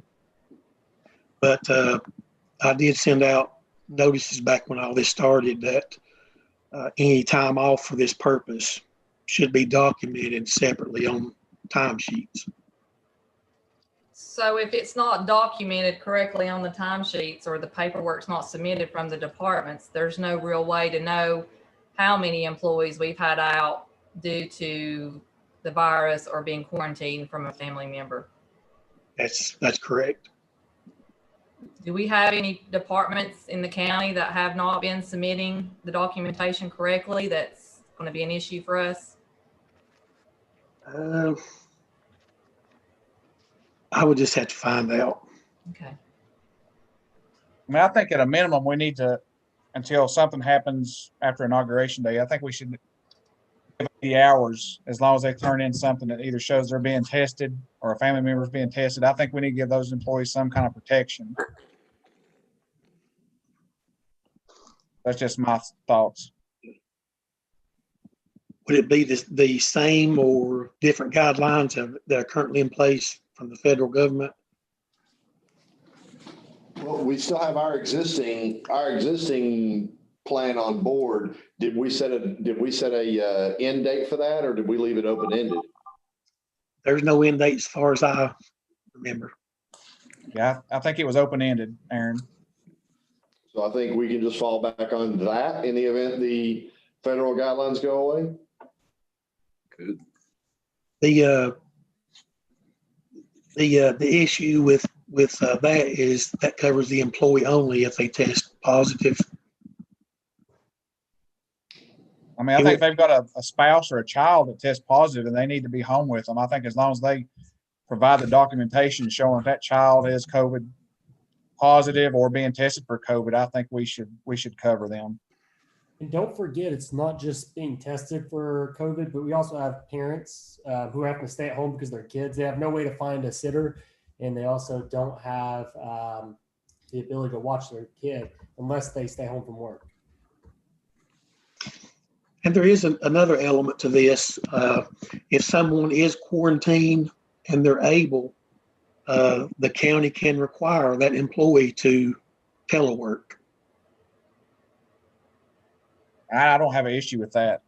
I mean, Yeah, that was kind of my question. I mean, that's happened here at my work pretty regular, and actually happened today. And myself have experienced that you can work from home. So I'm not exactly following along with what's proposed here, what's on the letter, but maybe a little more clarification on exactly what we're paying or what the employee has to do, or kind of the requirements that they have if they are sent home in that situation. Because I know, you, child and spouse, whoever can be sick, but I mean, you still have the opportunity and hopefully, healthy enough that you could work from home yourself. Yeah, that's correct. There's several departments that doesn't really work for. I mean, I don't think Willie can drive his truck from a phone. No. And I don't think, I don't think Tom's jailers can tell somebody to do something and them comply if they're being yelled at through a cell phone. So yeah. I think it's kind of variant on department. And yeah, I understand that, Aaron. That's what I'm saying. Just a little more clarification on exactly what we're doing on that. I understand that. Basically, what I'm trying to get at is just presenting the current qualifications for an employee to be granted sick leave and or extended family leave, and compare that with the current policy, which allows for the paid sick leave 14 days only in the instance where the employee tests positive for the coronavirus. It doesn't cover any family members. The county policy does it. And I just wanted some clarification. Are we going to default back to the county's policy on January 1, or do y'all want to add some of these qualifications in the first paragraph, which is the existing federal requirements, to the current policy? I mean, I think we're going through times that none of us have been through except for this time here, and we may never go through them again. So it's kind of a fluid, whatever you want to call it right now. I think we need to try to take care of our employees as best we can. I mean, virtual school is not my favorite thing. Luckily, my wife has a job where she can work from home if she needs to. I know a lot of people can't do that. So I feel like anything we can do to help people get through these times is necessary. Chairman Hill, Caroline Hurt is still on the line. Can we ask her for some clarification on what the current requirements are on quarantine and close contact? Absolutely. Ms. Hurt, would you care to enlighten us? Sure. Right now we've got just very recently changed factors for quarantine. Isolation is still a 10-day period, with the last 24 hours being fever-free and without the use of medication that reduces fever. And that would be true for someone who actually has a positive case of COVID-19. And if a person is positive, there's really no way to get back to work per se in person outside of that isolation period. However, for a close contact of someone with COVID who needs to be quarantined and who also works in an environment that is critical infrastructure, which a lot of city and county government would be considered critical infrastructure. And that would be like those guys driving the trucks. As long as they remain symptom-free, they can physically come into work to avoid a department or a service shutting down or being at risk of not being able to function properly. So that is definitely an option for quarantine. On top of that, the typical quarantine period that public health likes is 14 days. That's just based on all of the knowledge that we've gained at this point. However, public health does agree with and support the CDC's shortening of a quarantine period. Again, if someone is completely symptom-free for the whole time during their quarantine, to a 10-day period if they have not had any kind of emergence of symptoms. So there's a little bit of leeway there. Plus, the critical thing being critical infrastructure can come back and work in person.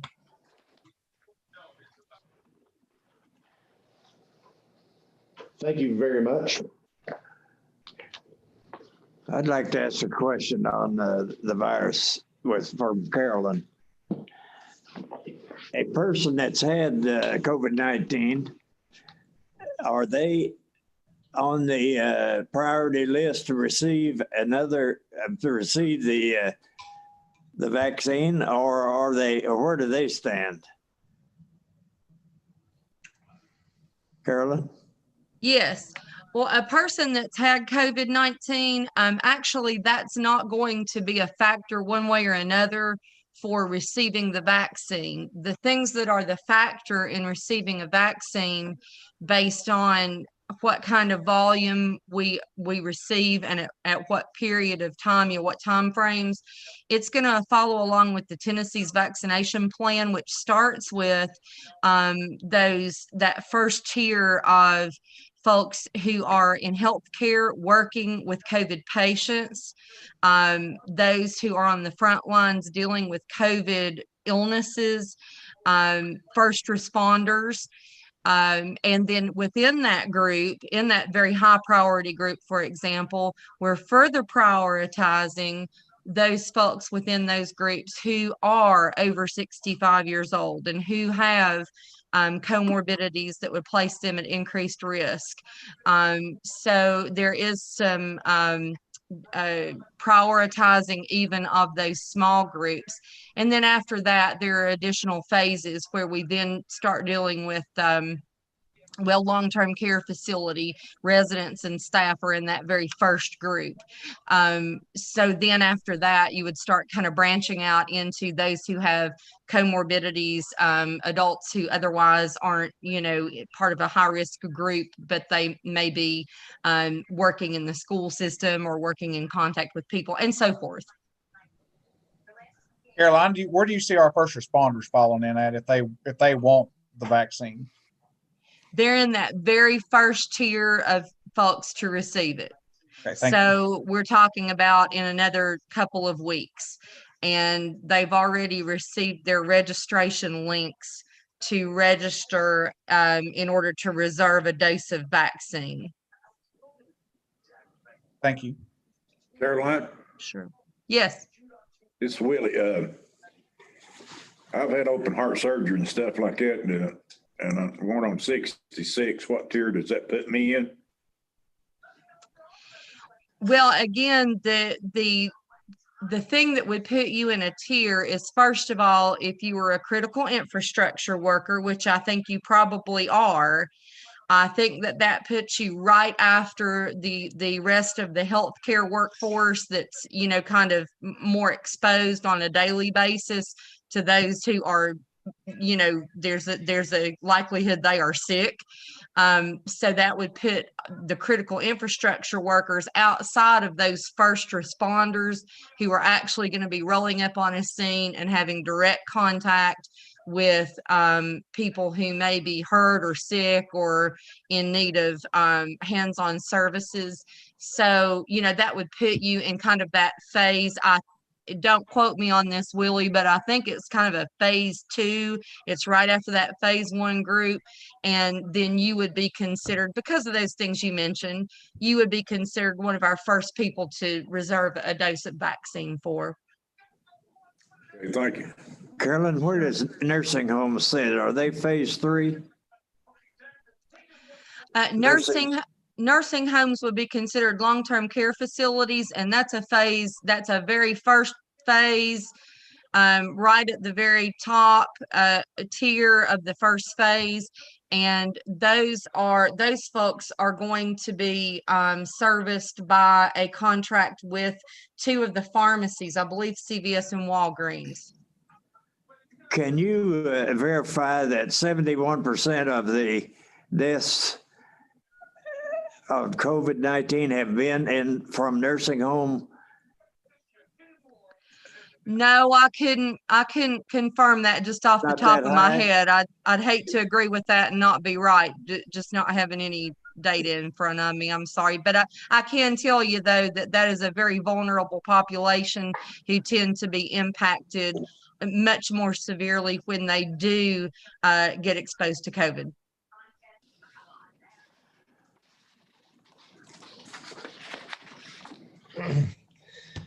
Hey, a question for Mr. Burke on the letter that you've given us here, Brad. What are you asking for? Like the last 5 parts of the letter, 1 through 5. Are you looking for a certain date to extend this, or just more details? I'm a little confused on what we need here. Sorry. As it stands now, nothing. If the county's current policy is not amended, the only paid leave would only be provided if the employee, him or herself, is actually positive. Chairman Hill. Sorry. Yes, Mayor Woodby. Just to maybe help out Brad, I think what we're trying to do is just amend the current policy to add the federal guidelines to protect the employees basically by what the federal guidelines were. And I was on a Zoom call with Diane Harshbarger this past week, and they do plan on passing a relief package in Congress that will still implement these, but when that will be, she's not sure. So we're trying to get something in place to protect the employees after the first of the year when this expires. Is that correct, Brad? Yes, that's correct. And as far as the current requirements in the federal acts, y'all could choose to either add one of those, 2 of them, or all of them plus some. But I do believe that the county needs some policy in place in case nothing is done by January 1st. I agree with Brad, because we're seeing a spike right now from Thanksgiving. I think we're going to see the spike after Christmas, probably the first week of January or a little bit later, before this could possibly get passed again. So, Chairman Hill, if yes, Mr. Frazier. For page 26, where it talks about the provisions and things, if you count down to the 8th line towards the end, it says paid leave is required when the employee is subject to a local, state, or federal quarantine or isolation order, has been advised by a healthcare provider to self-quarantine, is experiencing symptoms and is seeking a medical diagnosis, is caring for a child, caring for an individual subject to an order noted in 1 or 2, and then 5 is caring for a child. It will require 2/3 vote, if I'm not mistaken, to amend what we've already put in place anyway at the full county commission. But I think that is a section that would probably, if we were to add that, would take care of any additional sketchiness when it comes to January 1. You're right, Mr. Frazier.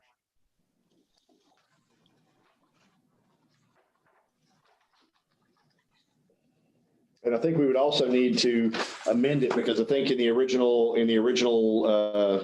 resolution, we had set it for 14 days. I think we should change that over to match the guidelines that Ms. Hurt just mentioned.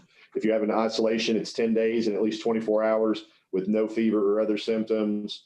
If you have a close contact and you're symptom free, but you are in critical infrastructure, then you are permitted to work. If you are symptom free, what I would recommend we may want to add would be something along the lines of, if you are not critical infrastructure, or if you're critical infrastructure with the capability of working from home, that you would be able to work from home in a close contact scenario, and then the actual quarantine of 14 days if you're symptomatic and 10 days if you're non-symptomatic. I think if we match up those two things, and I'm not sure, do we need to send it through budget, or does it need to be brought up in full commission? I think it's going to be up to us if we're going to pay for it. Touché. So I think we need to approve something to send on to full commission. Brad, Sir? do you have a track of kind of roughly what it has cost us year to date? I mean, it hasn't cost us anything because, of course, it's been offset, but do you kind of know what, so we kind of look like a snapshot of what we think we're going to be in store for moving forward? Actually, Jacqueline is working on that right now. So we should have something probably by tomorrow. Okay.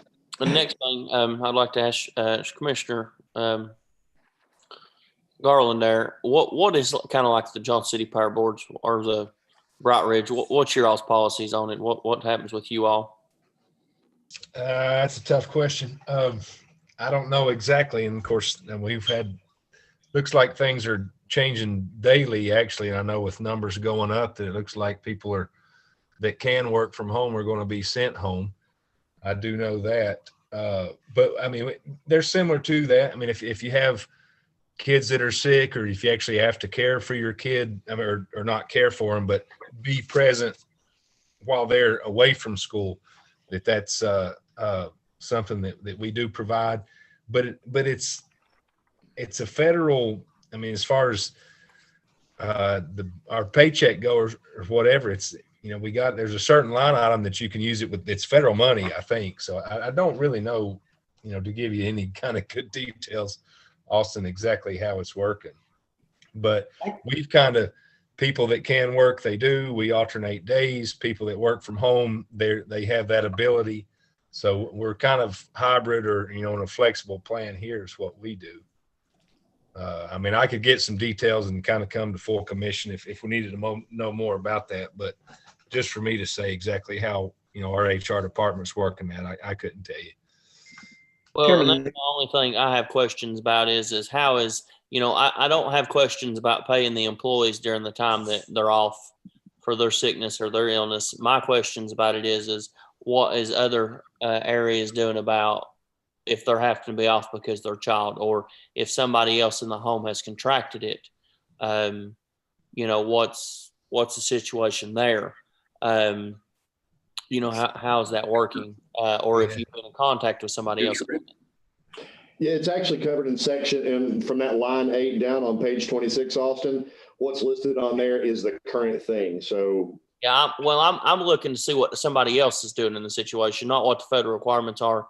I'm looking to see what, you know, if there's something else we need to mimic what it is. For instance, my sister-in-law and my wife work at the VA, and even if you've been exposed to COVID, unless you're showing symptoms, they're still to report to work. You know, unless it's somebody immediately lives in the household with you. So, you know, I'm kind of looking at that, and I guess moving forward is what I'm trying to figure out is how much of a burden, where do we draw the line, strapping the burden on the taxpayers' backs for it, since the federal's not reimbursing us anymore.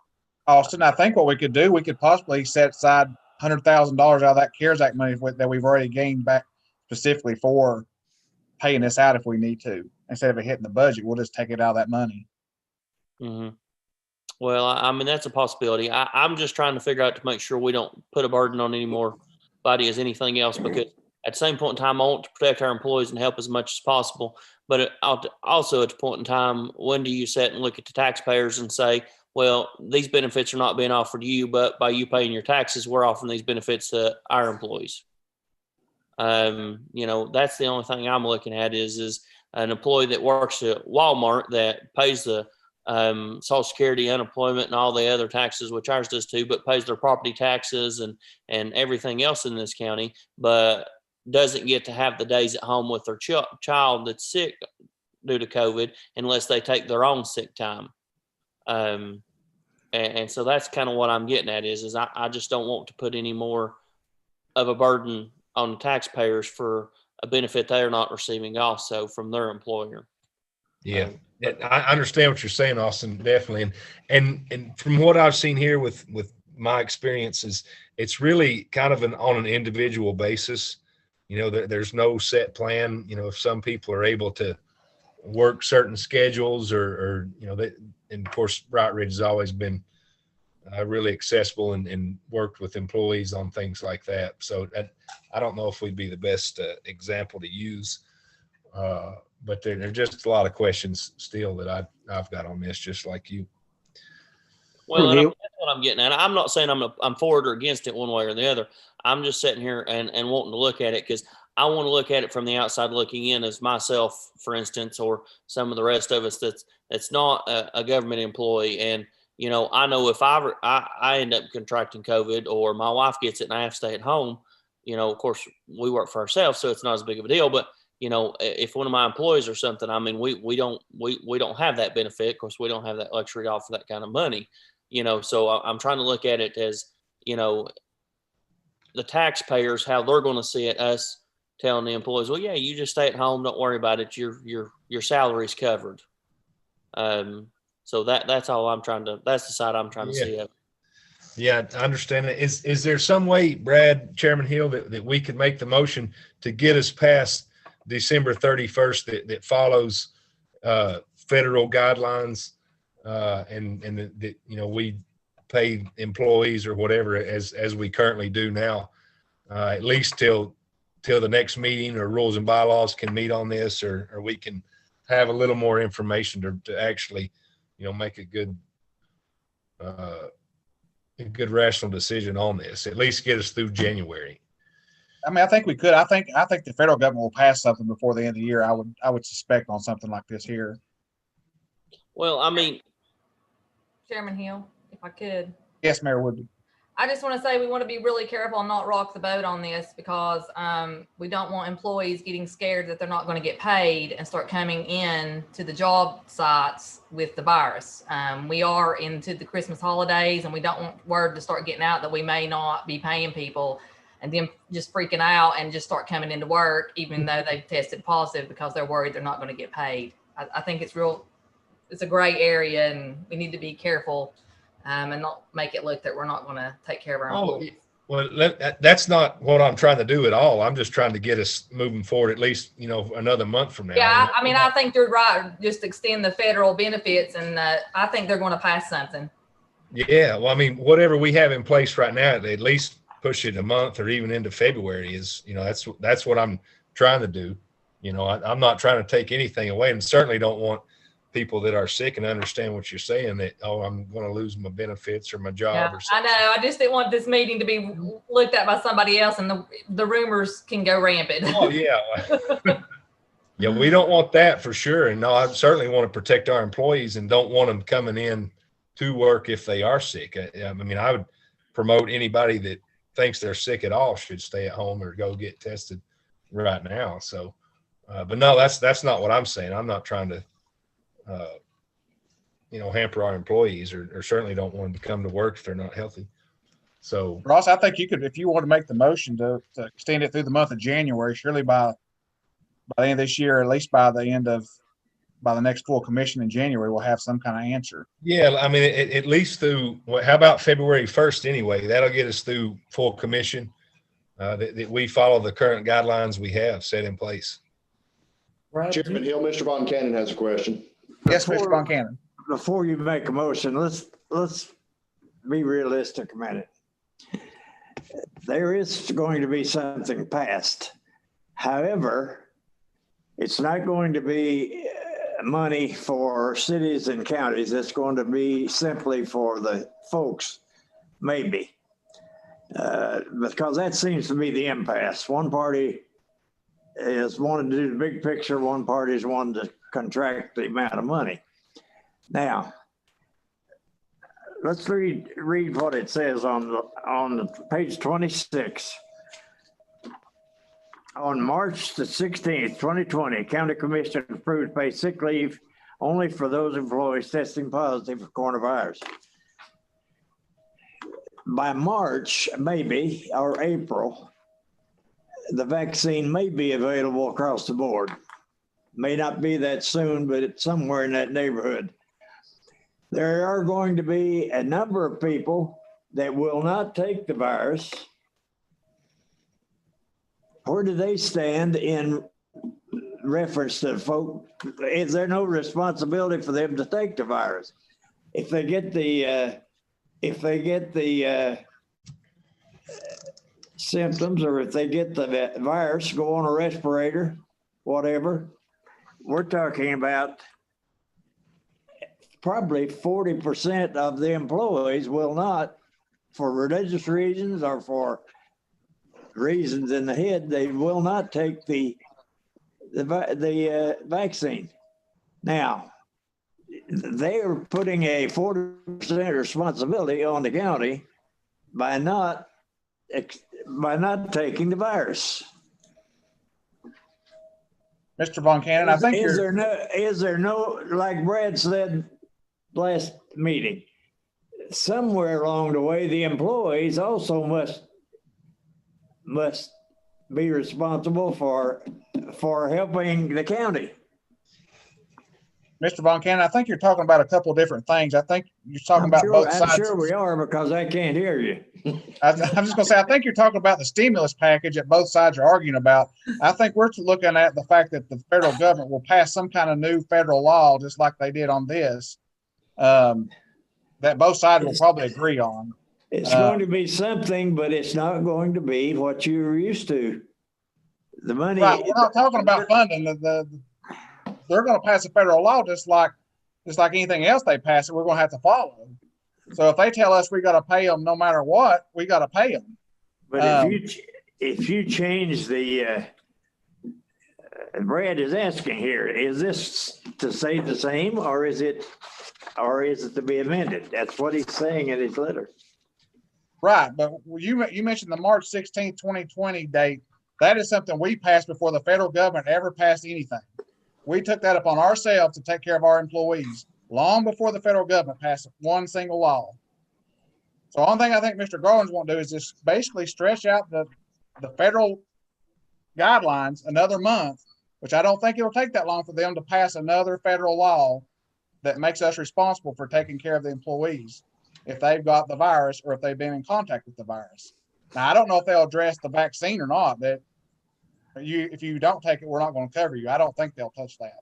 Another month or 2 months should be acceptable. Johnson, you have the floor. Thank you, Mr. Chairman. I know what y'all are going through there, and that we have a good base that's already established. And in what Commissioner Garland's trying to attempt is great. I think if it's anything other than that, we should go back to the formation, which would be in the rules and bylaw or the health and welfare, to do the look at the modifications if necessary and make a recommendation to your committee. Anything other, you're just beating a horse to death. Yeah, I agree with Brad. Thank you for saying that. Also, Chairman Hill, and that's what I'd like to do. At least extend it February 1st if we can get it sent back to rules and bylaws, health and welfare. I think that would be our best bet to really kind of iron out some details. But I would like this to include not just employees only, but if you have sick children or spouse or something like that, that you're covered in that instance if you do have to miss work. So your motion is to extend the current federal benefits until February 1, 2021. Yes. Mm-hmm. I'll second that. Of course, Ross, if the federal government passes something, that automatically trump this here, correct? And it'll be Is that a pun, Chairman Hill? Or but no, yes, yeah. That I would agree with that, certainly, just to follow along with the federal guidelines. Yeah. Okay. All right. So now, is there any more discussion? Travis? Yes, Mr. Campbell. On what we're talking about here, we don't want to leave the office holders out of this. If we take the test after we've got it, say if we do have it after 14 days, we should be tested again, correct? That would Only be if you something for continue Ms. to have Hurt to symptoms. answer.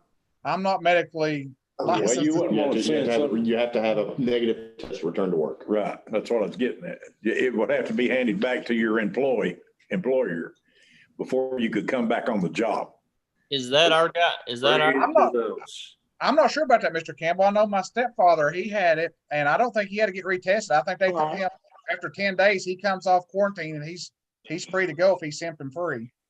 Yeah, that's the way I understand it. Is it's supposed to be 10 days from your first symptom, but I wish you would.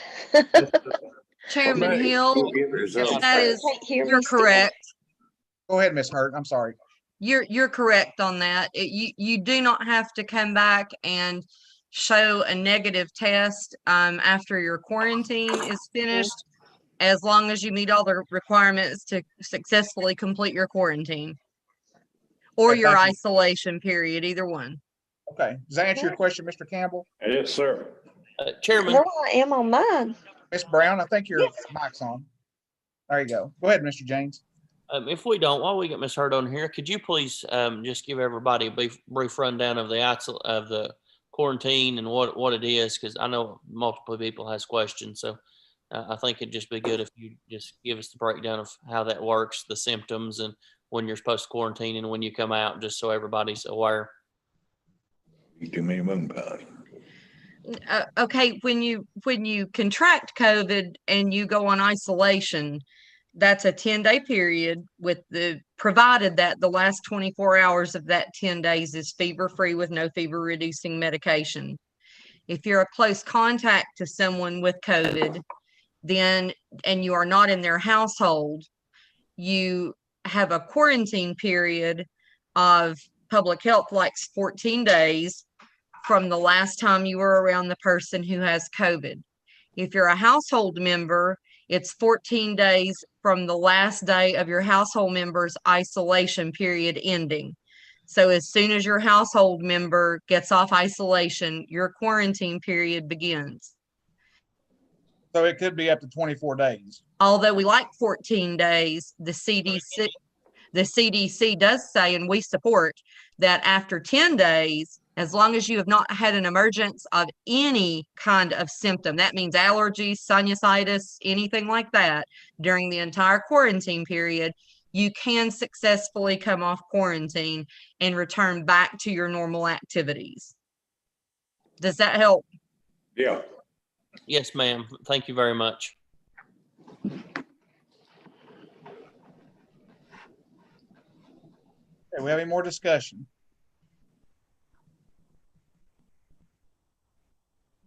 All right, we'll call the roll. Mr. Campbell. Aye. Mr. Campbell, aye. Miss Brown. Aye. Ms. Brown, aye. Mr. Von Cannon. Aye. Mr. Von Cannon, aye. Mr. James. Yes. Mr. James, aye. Mr. Garland. Yes. Mr. Garland, aye. Mr. Hill, aye. Mr. Frazier. Aye. Mr. Frazier, aye. Miss McCamey. Aye. Miss McCamey, aye. All ayes. Motion passed. Travis, Yes, Miss Brown. Go ahead. now that I'm back, I want the minutes to reflect on page 21. I was a no. Okay. Thank you. Thank you. Chairman Hill, I would like to go ahead and put in the form of a motion, if with your permission, sir, that we go ahead and refer this to the Health and Welfare Rules and Bylaws Committee for them to review and set up and make a decision on how to proceed, or with a recommendation after that February 1st deadline at their next meeting in January. I'll second.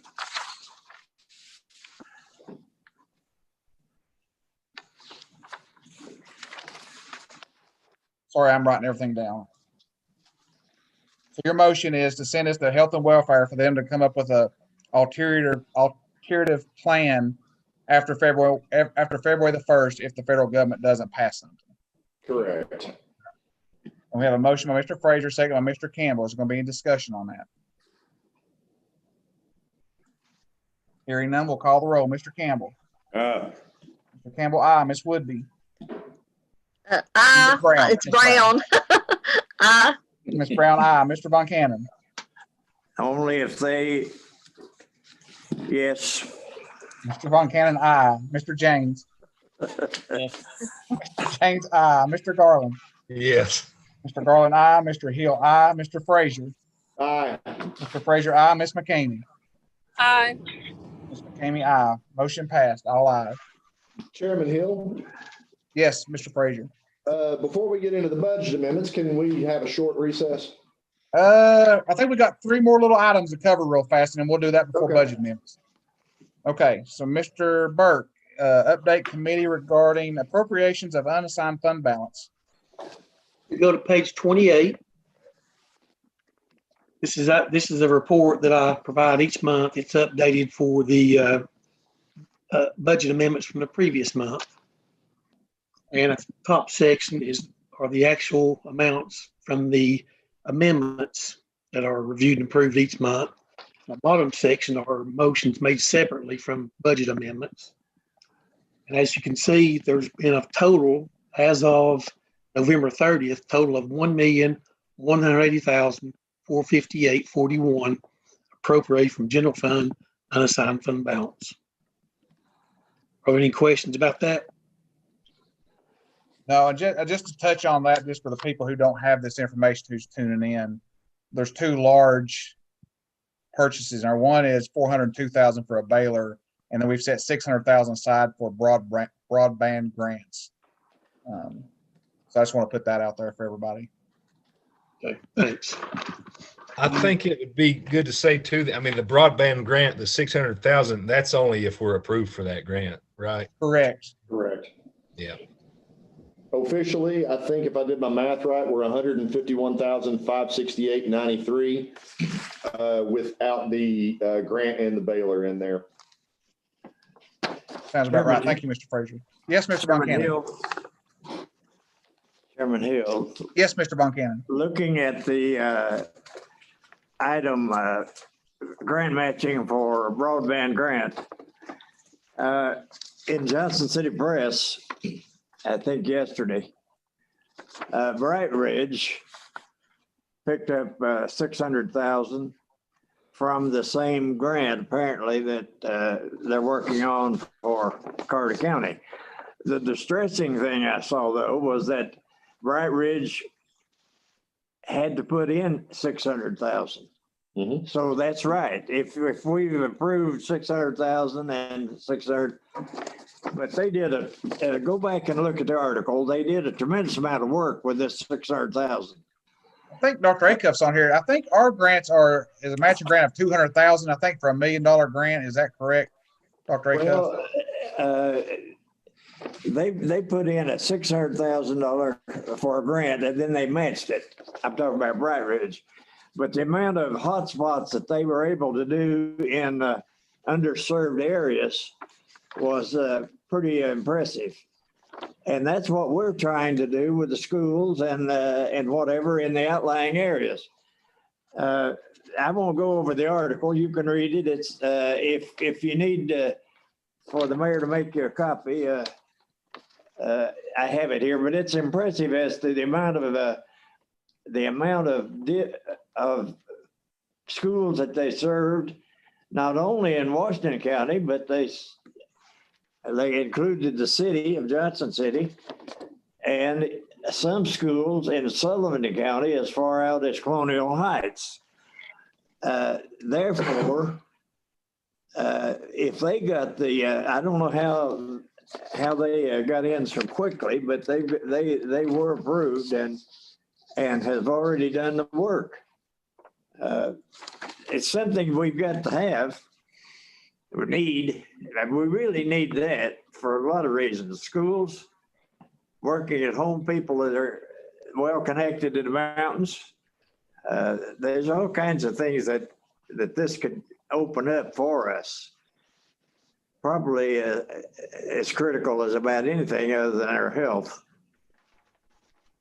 Absolutely. Well, let me chime in. I mean, I'm a Bright Ridge employee, and it certainly it takes the cooperation of City of Elizabeth and then Elizabethton Electric, and also Mountain Electric as well. I mean, we're in the middle of a full 8-phase broadband fiber rollout. I mean, to serve, you're talking 75,000 customers. So we might have a little more to bring to the table. And that was, this grant, I think, was actually about 2.7 million actually to serve most of the county schools and some of, even city schools, I think, that he talked about. But maybe a little different scenario. I mean, we're at least twice the size of Elizabethton Electric, I'm sure. But yeah, it's certainly something that we need to consider. But we have to get City of Elizabethton and Elizabethton Electric on board to pursue those grants, not just from the county, standpoint.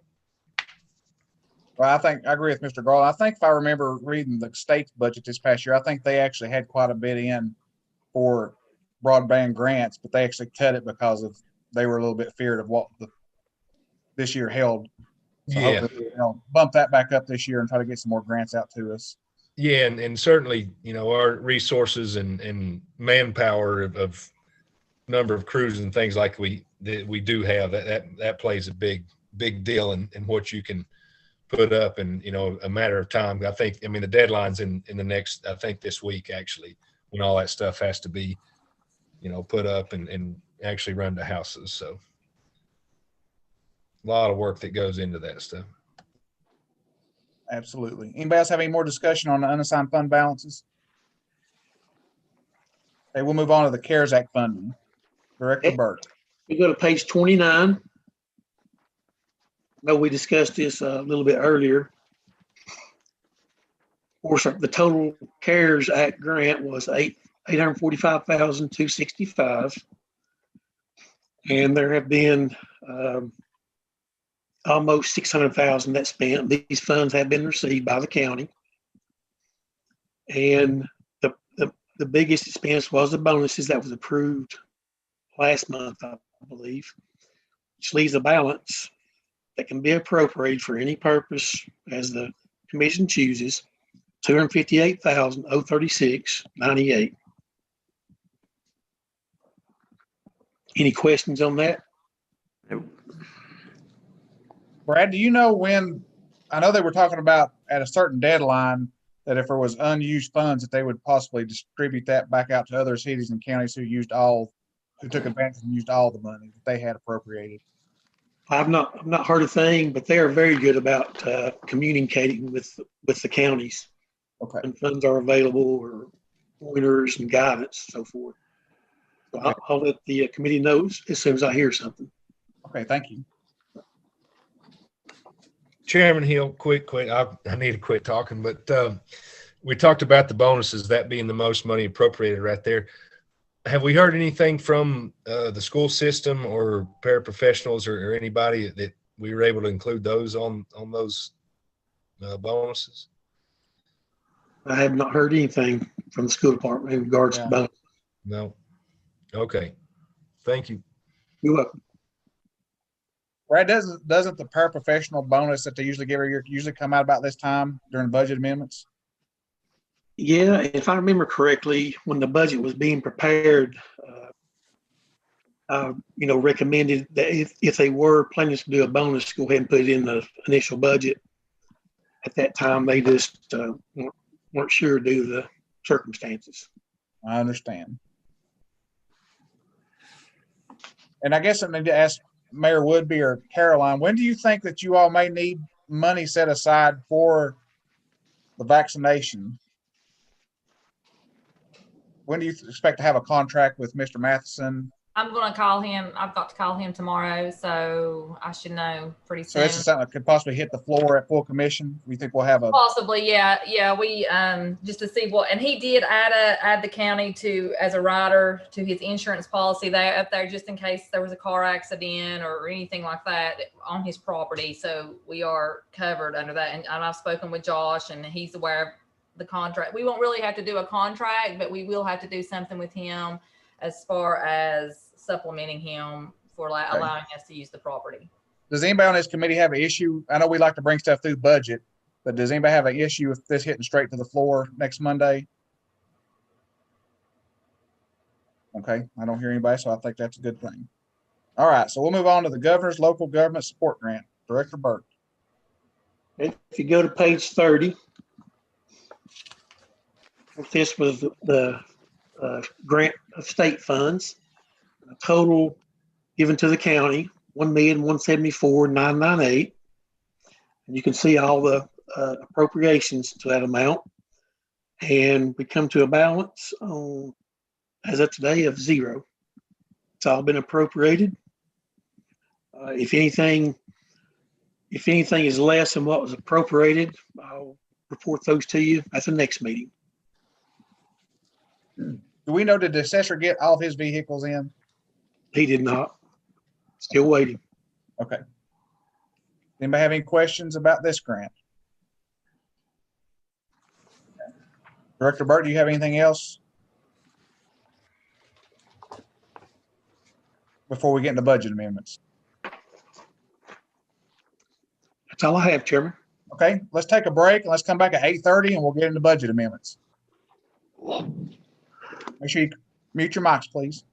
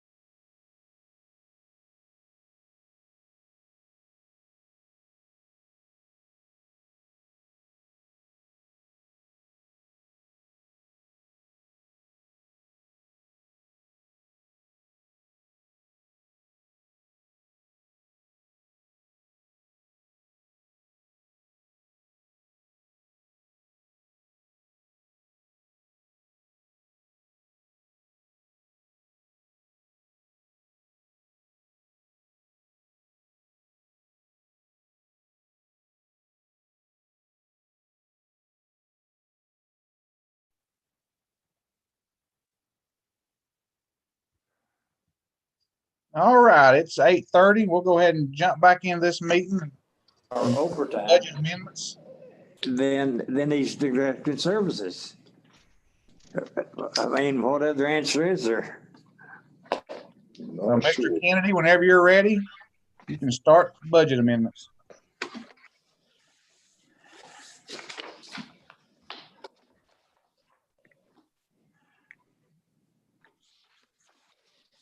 Michael, you're on mute. It was such a beautiful intro to my part too. That's the worst part. Any way to jack this up. So we're going to start with page 31, General Fund 101, Budget Amendment number 6. Item number 1 is to reallocate within Buildings and Grounds budget. Item number 2 is to appropriate unassigned fund balance for additional costs for backdoor and clerk and master's office. Item number 3 is to appropriate restricted data processing fees to replace microphones in the sessions courtroom. Item number 4 is to reallocate within EMA budget to cover printer data charges. Item number 5 is to recognize wayfaring signage grant and to appropriate unassigned fund balance for local matching share. Item number 6 is to reallocate within the county mayor budget. Item number 7 is to recognize community development grant funds for final change orders on the EOC project. Item number 8 is to recognize contributions for Shop with the Cop program.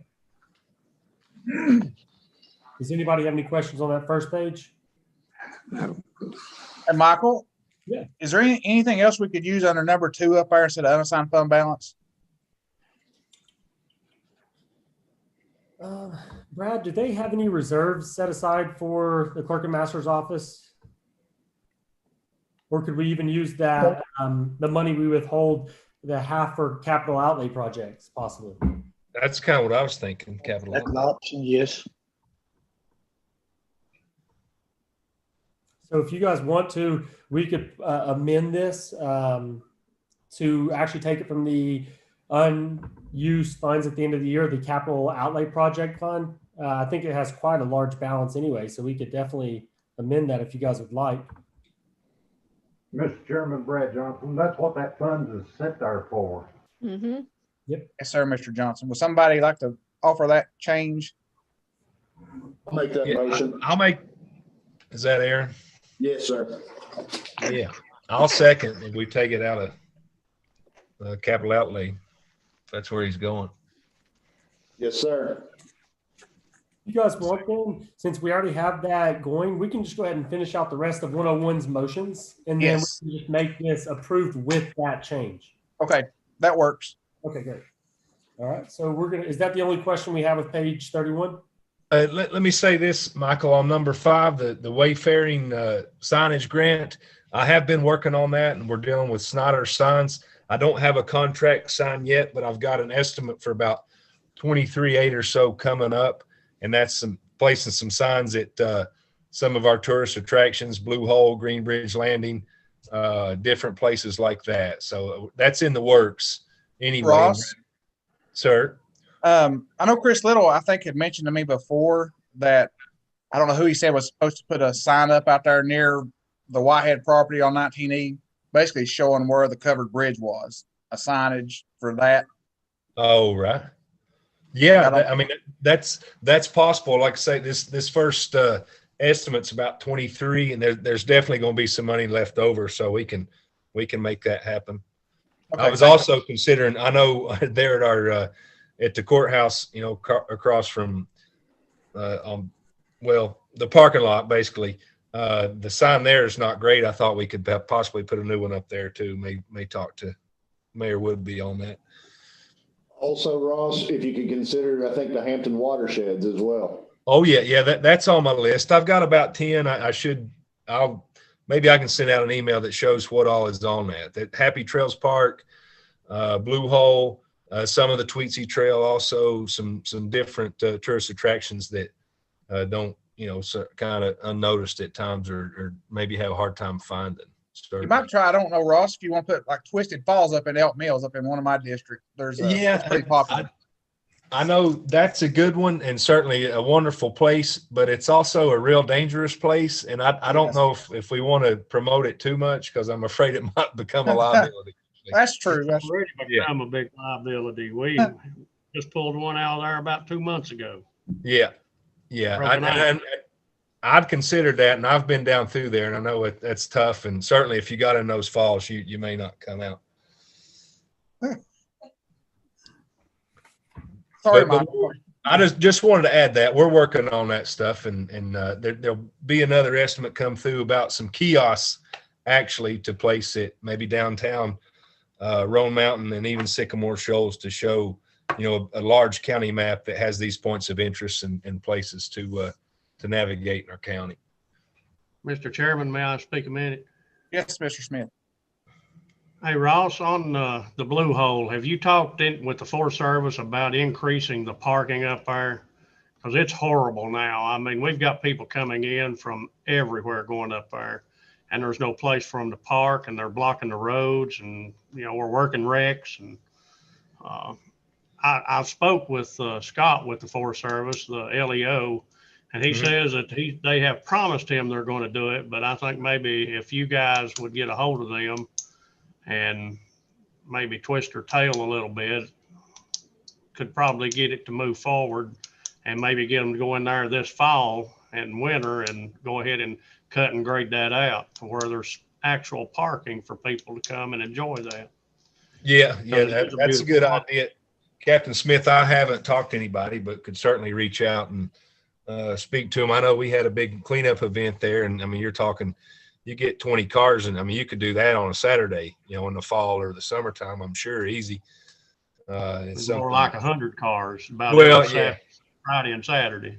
Yeah, right. And I'm not exaggerating it on that. Yeah, I believe you. And it's something, and if we're, like I'm saying, we're trying to promote it. And so we need to have the best resources we've got up there. So that's something we need to, if we can get in touch with them, certainly work that out. Right. But I don't want to elaborate on the grant or whatever, but in the case like the Blue Hole Greenbridge Landing, part of this grant is going to have basically like a large sign that shows the entrance or kind of where you arrive at the attraction. So they'll have that, and also an additional, like a large county map that shows other tourist attractions on there. So that's part of what this grant is, just for some information. Michael, what number did you stop at there on the? Yeah, I stopped on page 31, item number 8. Okay. I think I learned my lesson. Stop until the end of each budget amendment going forward. Yeah. All right. So if we have no more comments, I may go ahead and move forward on page 32, guys.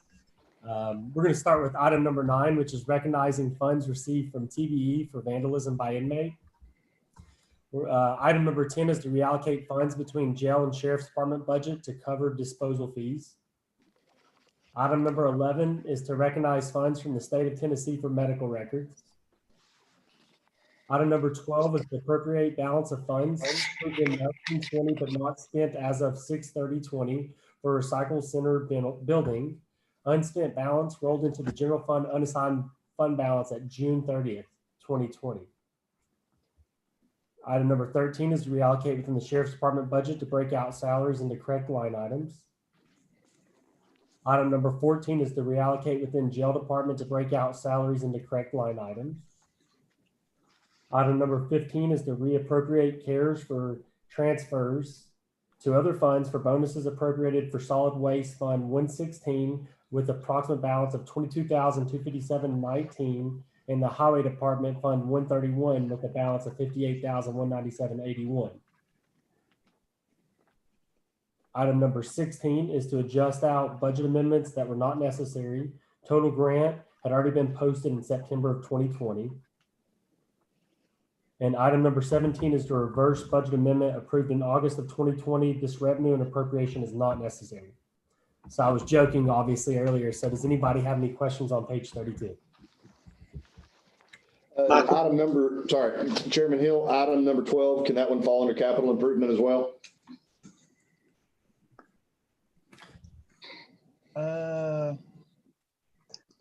Brad, if you want to cover that, or I can. Yeah, that might be a Brad question. The unspent funds from prior year actually rolled into unassigned. So they're already there in unassigned fund balance from last year. So we're just pulling them back out to use them. Oh, no, I apologize. Yeah, we're pulling them back out to use them because they just went into unassigned on June 30th. So you didn't need the 8,600 or whatever on that one, right? Is that what that's saying, or 8561? No. So what happened is the funds were actually appropriated in last fiscal year. They just weren't spent as of June 30th. Therefore, they went back into fund balance, as do any monies. Obviously, they're not spent, and all we're doing is appropriating it back out to be spent this year. Am I correct, Brad? That's correct. Okay. And I have on that item number 13 and 14. I did prepare the worksheet for these entries, and we've got something wrong in item number 13 for lieutenants. That amount is way too much, I believe. Are there that many lieutenants, Tom?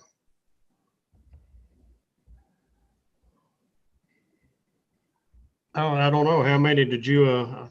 It looks like maybe 9 for the jail. I mean, for the sheriff's department. Yeah, that's about right, Brad. Okay. It just kind of looked kind of weird. Second guessing yourself, Brad. Okay, that's all. Any other questions, guys? Yeah. How about 16? Talk to me about that one a little bit.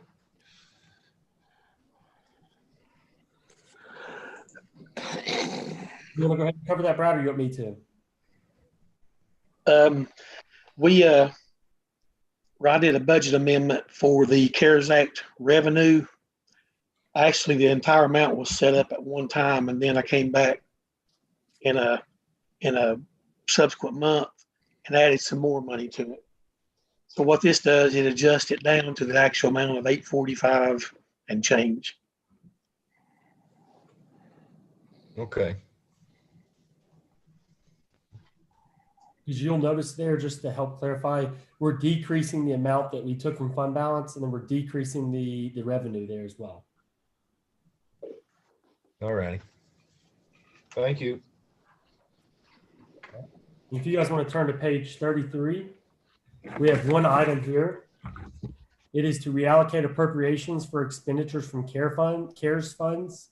The original budget was appropriated in other line items. So I don't know if you guys remember when we did the original budget amendment for this, we just put it in all the other categories like other supplies and materials, other charges, and now we're actually putting them where they need to be to actually post our expenditures.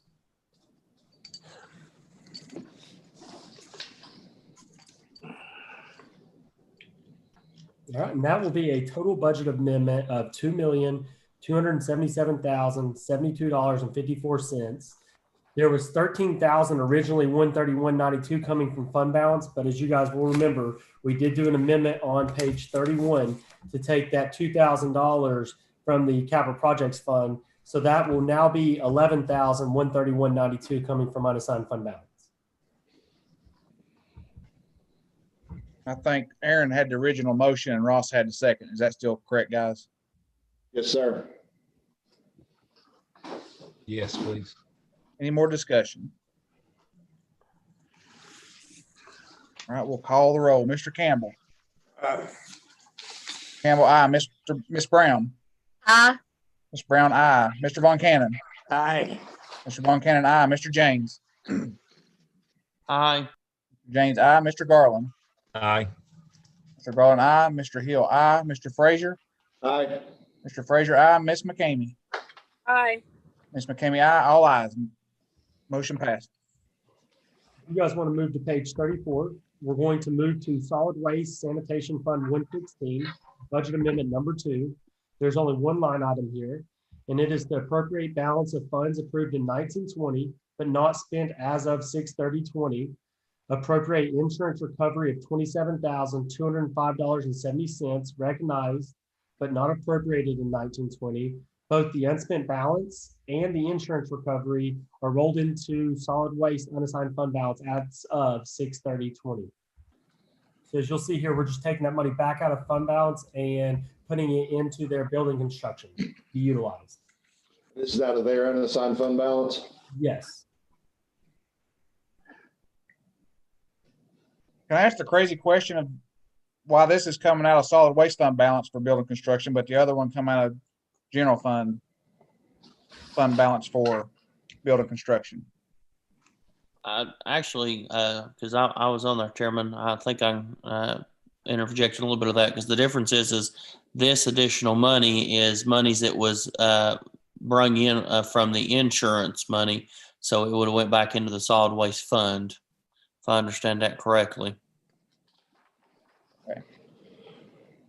That is a portion of it. And of course, the county commission approved from general fund last year, $380,000 for the building and $50,000 for to prepare the building and or equipment. Thank you, Brad. All right. Oh, let me ask you then, what was line item 12? Where did that money come from? What was it approved for then? Because I thought that was the $50,000 that we had approved out of the unassigned fund balance.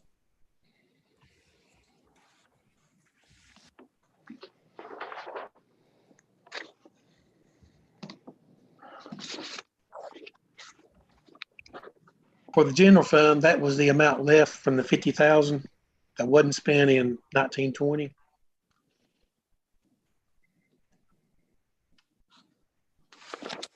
But was that part of the 430 then? It was. So then why is it in two separate line items if the line item we're working on is part of the 430? Okay. No, this in solid waste fund, the budget amendment we're currently on, that's not the 430. All that was allocated out of the general fund. There were some separate funds allocated from solid waste fund for equipment and other items related to the recycling center.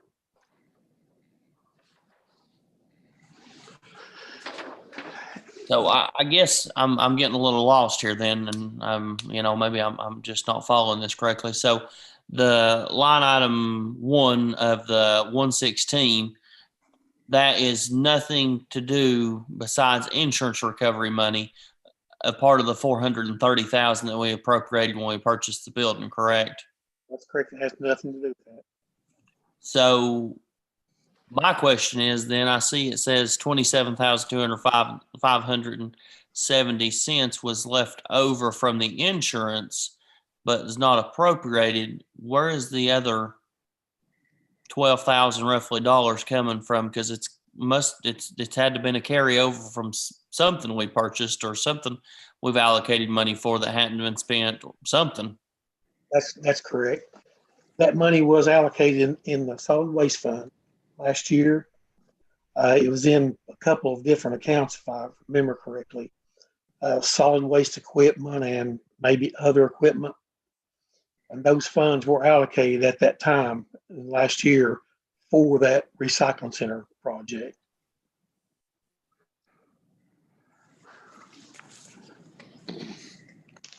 That's the balance that's remaining from what was appropriated in total from last year. Brad, last month I asked about insurance recovery. And you said at that time you thought that all the insurance settlements had been in. Is that still correct? Because yes. 27,000 surprises me at this stage of the game. Yeah, that amount was for the cleanup of the old recycling center, the asbestos cleanup, which was 48,000. And the insurance only paid 27. So as of today, what's our total amount of insurance recovery? By the way, I was down there the other day just looking around at the old recycling center. And Mr. Tester, you're on the committee. Go take a look and see what all is still down there. Somebody's obligated to get that out, whether it's us or TWRA. But there's some things that seem to be usable by the county. There's bales or cores, for example, that could be sold. That needs to be looked at.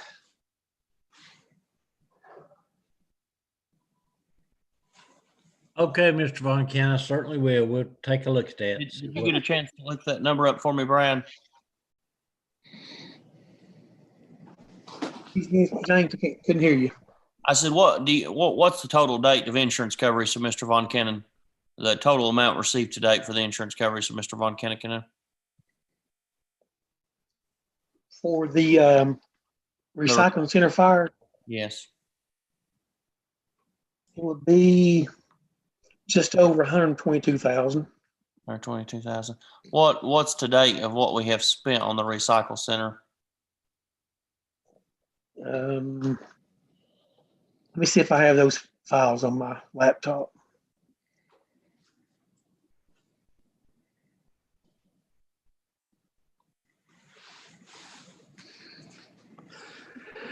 You want, while Mr. Burke is looking that up, we can move on to Health Department Fund 117 if that would not upset anyone. Okay, I have that figure. Hold on. The total spent was $508,768.39. And that's not including this additional 48,000 still outstanding, correct? Correct. Okay. I'm good to move forward, Mr. Kennedy. All right. So the actual budget amendment that we're asking for approval, like I said earlier, is the Sanitation Fund 116. And the total budget amendment is $39,375.39. And all of that will be coming from 116's unassigned fund balance. Motion to approve. Second. Mr. Frazier, second by Mr. Campbell. Any more discussion? Call the roll. Mr. Campbell. Aye. Mr. Campbell, aye. Miss Wood or Miss Brown. Aye. Brown, aye. Mr. Von Cannon. Aye. Mr. Von Cannon, aye. Mr. James. Yes. Mr. James, aye. Mr. Garland. Yes. Garland, aye. Mr. Hill, aye. Mr. Frazier. Aye. Mr. Frazier, aye. Miss McCamey. Aye. Miss McCamey, aye. All ayes, motion passed. Do you guys want to move to page 35? Health Department Fund 117. There's only one line here, and this is budget amendment number 1. And we are reallocating within the health department fund to cover ad costs, and that is a total budget amendment of $500. Motion to approve. Motion by Mr. James, Second. second by Miss Brown. Any discussion? Mr. Campbell. Aye. Mr. Campbell, aye. Miss Brown. Aye.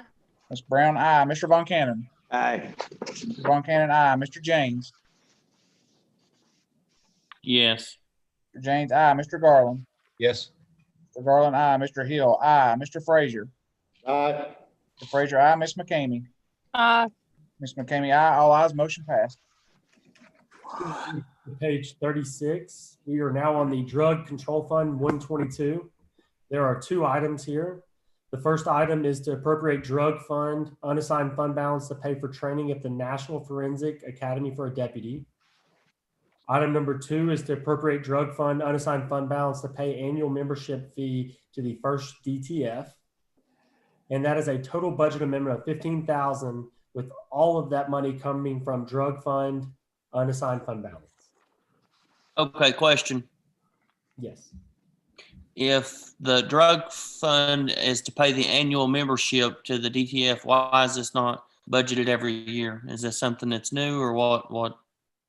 That would be a good question for Mr. Smith. Are you still here, Tom? Yeah, we just rejoined the first DTF, so it was not known at the beginning of the budget year. Okay.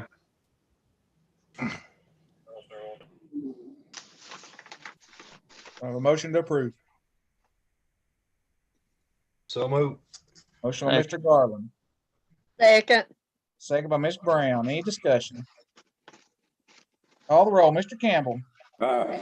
Mr. Campbell, aye. Ms. Brown. Aye. Ms. Brown, aye. Mr. Von Cannon. Aye. Mr. Von Cannon, aye. Mr. James. Yes. Mr. James, aye. Mr. Garland. Yes. Mr. Garland, aye. Mr. Hill, aye. Mr. Frazier. Aye. Mr. Frazier, aye. Ms. McCamey. Aye. Ms. McCamey, aye. All ayes. Motion passed. We're going to switch to page 37. We are now on the Highway Public Works Fund 131, Budget Amendment number 1. There is one item here as well, and that is to recognize bridge program revenues to cover balance needed on the Dennis Cove Road Bridge. And that is a budget amendment of $5,566.31 with nothing coming from fund balance. Motion. I'll make a motion. I second. Motion by Ms. Brown, second by Mr. James. Any discussion? Willie, is that the bridge up on top at the campground? Yes, sir. Yeah. That's still gonna be named after John Paul? I have no idea. Okay, thank you. All right, we'll call the roll. Mr. Campbell. Aye. Mr. Campbell, aye. Ms. Brown. Aye. Ms. Brown, aye. Mr. Von Cannon. Aye. Mr. Von Cannon, aye. Mr. James. Aye. Mr. James, aye. Mr. Garland. Yes. Mr. Garland, aye. Mr. Hill, aye. Mr. Frazier. Aye. Mr. Frazier, aye. Ms. McCamey. Aye. Ms. McCamey, aye. All ayes. Motion passed. We are now on page 38. We will be starting now with the schools, and we're in General Purpose School Fund 141, Budget Amendment number 5. Item number 1 is to recognize Technology Connectivity Grant to provide wireless services for students who currently do not have internet access. Item number 2 is to reallocate within the Technology Department budget. Item number 3 is to recognize original budget for LEAPS. Item number 4 is to recognize original budget for 21st Century Grant. Item number 5 is to reallocate within the transportation budget. Any questions on that page? All right, we're going to go on to page 39. There's only one item left, and that is item number 6, which is to reallocate within the health services budget to cover salary supplements for coordinated school health director due to additional duties required by COVID-19 tracking and reporting. This is a total budget amendment of $608,000, $740.27. Motion to approve. Motion by Mr. James. Second. Second by Mr. Campbell. Any discussion? One question. In the case of item number 1, which I should have mentioned, has the county system set up hotspots, or is this individual schools or individual people that have been provide wireless service for students? $75,000. Was that for school, for connectivity to schools? Gary Bailey, do you know? Remote for the. If you just want me to chime in here, I have 300 and some devices that was delivered today at central office, which is hotspots. Some of them are T-Mobile, some are Verizon. They will be distributed across the county to the kids that does not have service or can't get it. That will be a hotspot just like a cellular phone. Now, the rest of the stuff, as far as the schools, they can log on there. We have it where they can pull in the parking lot. So some of this amendments was for the hotspots, and they came in through the provider we use called ENA out of Nashville. So they're all the filters and everything's are already there, but there's like 338 of them, I believe. Where were the hotspots? At churches and they're at all fire departments? They're at all the schools. I can't supply internet at schools. churches and fire departments. Okay. So, does that answer your question, Mr. Von Cannon? Yes, sir. You're very, very good. All right, thank you. Very good. Gary, was you saying that the students take these hotspots home with them? Yes, under the COVID with what they got, the kids that does not have internet at home or no way to get it will be issued a hotspot.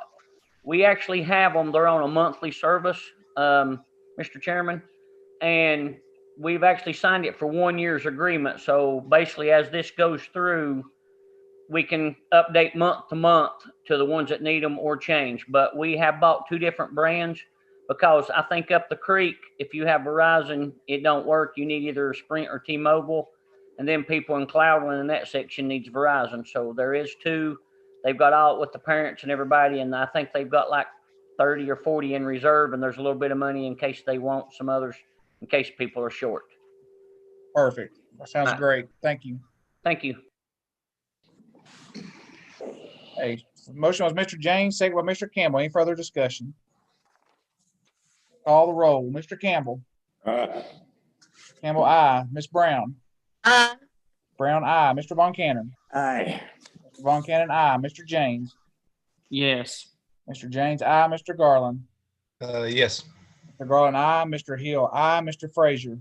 Aye. Mr. Frazier, aye. Ms. McCamey. Aye. Ms. McCamey, aye. All ayes. Motion passed. All right. So if we want to turn to page 40, we are now going over school federal projects funds 142. This is budget amendment number 5. There are 2 items here. One is to reallocate within the Title I budget and recognize additional revenue that was omitted from the previous budget amendment. Item number 2 is to reallocate within the ESSER CARES grant budget. And this is $155,000 with nothing coming from fund balance. Motion approved. Motion by Mr. James. Second. Second by Ms. Brown. Any discussion? Mr. Campbell. Aye. Mr. Campbell, aye. Ms. Brown. Aye. Ms. Brown, aye. Mr. Von Cannon. Aye. Mr. Von Cannon, aye. Mr. James. Yes. Mr. James, aye. Mr. Garland. Yes. Mr. Garland, aye. Mr. Hill, aye. Mr. Frazier. Aye. Mr. Frazier, aye. Ms. McCamey. Aye. Ms. McCamey, aye. All ayes. Motion passed. Now we're on page 41, Central Cafeteria Fund 143, budget amendment number 2. There's only one item here, and that is to recognize funds for the No Kid Hungry grant. And that is a total budget amendment of $26,350 with nothing coming from fund balance. I make a motion. Motion by Ms. Brown. Second. Second by Mr. James. Any discussion? Mr. Campbell. Aye. Mr. Campbell, aye. Ms. Brown. Aye. Ms. Brown, aye. Mr. Von Cannon. Aye. Mr. Von Cannon, aye. Mr. James. Yes.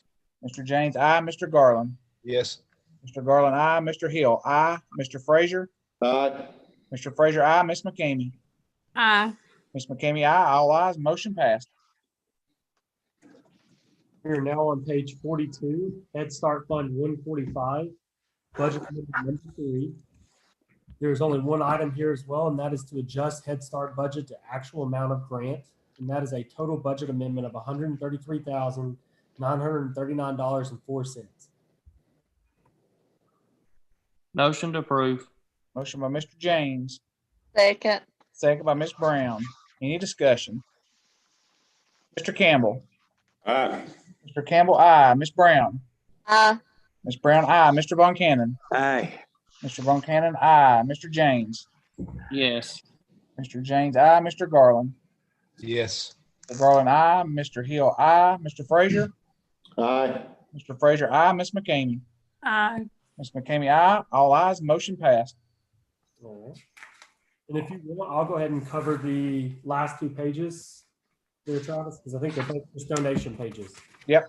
So, all right, page 43, we're going to ask for your approval of the November 2020 donations that were accepted in by the county. All the donations were for the animal shelter, and that was $1,346.50 that I ask for your approval. Motion to approve. Motion by Mr. Frazier. Second. Second by Ms. Brown. Any discussion? Yes, I have a question. Go ahead, Mr. James. So I am not for sure who I'm understanding being on the animal shelter meeting, and I'm not getting. I wouldn't feel like I was getting a clear answer on it, so I wanted to check with Brad. Brad, all the donation money that we receive for the animal shelter, does it go back into the general fund, or what happens to that? These donations are normally reserved unless they're appropriated through the year. Each of these donations is not all of them, but a good portion of these donations are designated for a specific purpose by the donor. And of course, those would can only be spent for that purpose. Okay, so what about the undesignated ones? Those would go in just into the general fund. Okay, but so is it go back into just the general fund, or is it go into what is it in a restricted fund just for the animal shelter, or what is it? If there's no designations, it will just roll into unassigned fund balance. So it just goes into our general unassigned fund balance, and it's not just earmarked for the animal shelter, correct? The ones that don't have a designation to them. Okay, that's what I wanted to understand, because I was getting I'm confused on some of it the other night. So, but that's all. Any further discussion? Mr. Campbell. Aye. Mr. Campbell, aye. Ms. Brown. Aye. Brown, aye. Mr. Von Cannon. Aye. Mr. Von Cannon, aye. Mr. James. Yes. Mr. James, aye. Mr. Garland. Yes. Mr. Garland, aye. Mr. Hill, aye. Mr. Frazier. Aye. Mr. Frazier, aye. Ms. McCamey. Aye. Ms. McCamey, aye. All ayes. Motion passed. All right, guys, and this will be the last thing that I have for you, which is page 44. And this is brought to us from the animal shelter directly, and it is Walmart donations for the month of November 2020, which is approximately $774.04. And remember, these are non-monetary donations. Motion to approve. Motion by Mr. James, second by Mr. Garland. Any discussion? Mr. Campbell. Aye. Mr. Campbell, aye. Ms. Brown. Aye. Ms. Brown, aye. Mr. Von Cannon. Aye. Von Cannon, aye. Mr. James. Yes. Mr. James, aye. Mr. Garland. Yes. Mr. Garland, aye. Mr. Hill, aye. Mr. Frazier. Aye. Mr. Frazier, aye. Ms. McCamey. Aye. Ms. McCamey, aye. All ayes. Motion passed. Thank you, guys. Looks like that pretty much ends ours. Anybody else have any discussion under the budget committee? Chairman Hill. Yes, Mayor Woodby. I know we're wanting to get finished, but I want to bring up something I thought about earlier, but I want to bring it up now since we have had some discussion on it tonight with the CARES Act. And thinking about the vaccine getting ready to get started, hopefully in a couple of weeks for our first responders. And it's for the committee to discuss maybe setting aside some of that money for the EMS and the squad so we can retain them on site. I know Terry has told me he cannot afford to keep someone there in his budget. So I don't know if we should appropriate some of that money to be maybe paid to Terry as the months go for what services he renders on site with his guys. I'm not real sure how that would work, but I do know that he does not have the money to have someone up there. And I feel we need someone there as this starts. Chairman? Yes, Mr. James. If I might, if the committee don't have no problem with it, can Mayor Woodby just bring us something to the floor when she gets us a number on how much? I mean, right now we're just going to be throwing a dart on the wall. Right, and I can bring it to the commission floor, but I want to get the blessing of the committee, how you guys want me to do that. But we will be starting that in a couple of weeks. And I just got to thinking, I'm real concerned about not having one of Terry's guys on site with us when this begins. Myself, I have no problem with her coming to the floor with it. Yeah, I don't have one either. Like I said, he can figure out what it's going to cost. Yeah, I'll get with him and get those numbers and get him, or probably get him to join us on the commission Monday night. But I just wanted to throw that out there to make you guys aware. I do feel like we're going to have to set aside some money for him, as far as just making sure we can help pay his guys to help us on site if we do have to do this for the next year. I think this would be money well spent. I definitely don't want someone to have a side effect of some sort, and that's not be able to get the squad there when we really need to have someone on standby on site. Exactly. Well, Patty, do you know exactly how that's going to work? Are you talking about the Matheson property up on State Line Road? Yes. how's this going to work? Is it going to be like a drive-through, like you circle through, Yep. or?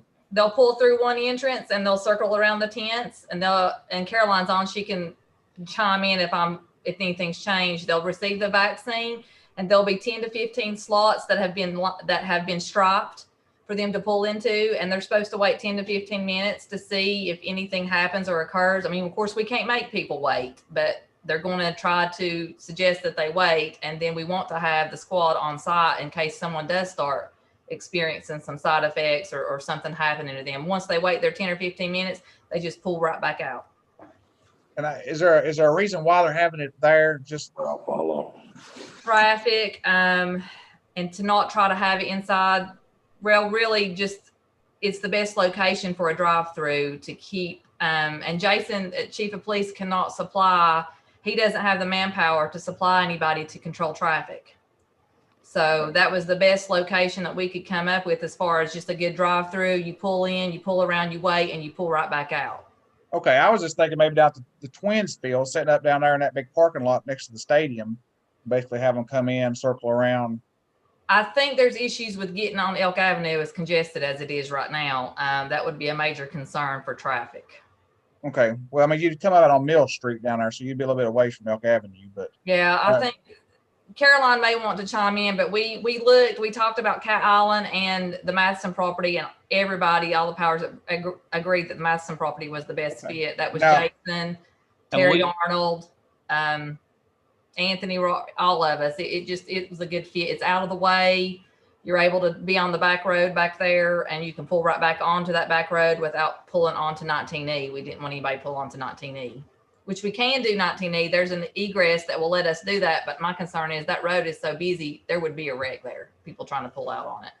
Now, are they going to have appointments to get in here, or is this the public going to be able to just pull up and? Right now, registration links were sent out, and that'll be the same way with everybody. You'll have a way to go register, and the confirmation will be on your phone. Which first responders, they can register, but obviously Caroline and her staff will know that they're first responders.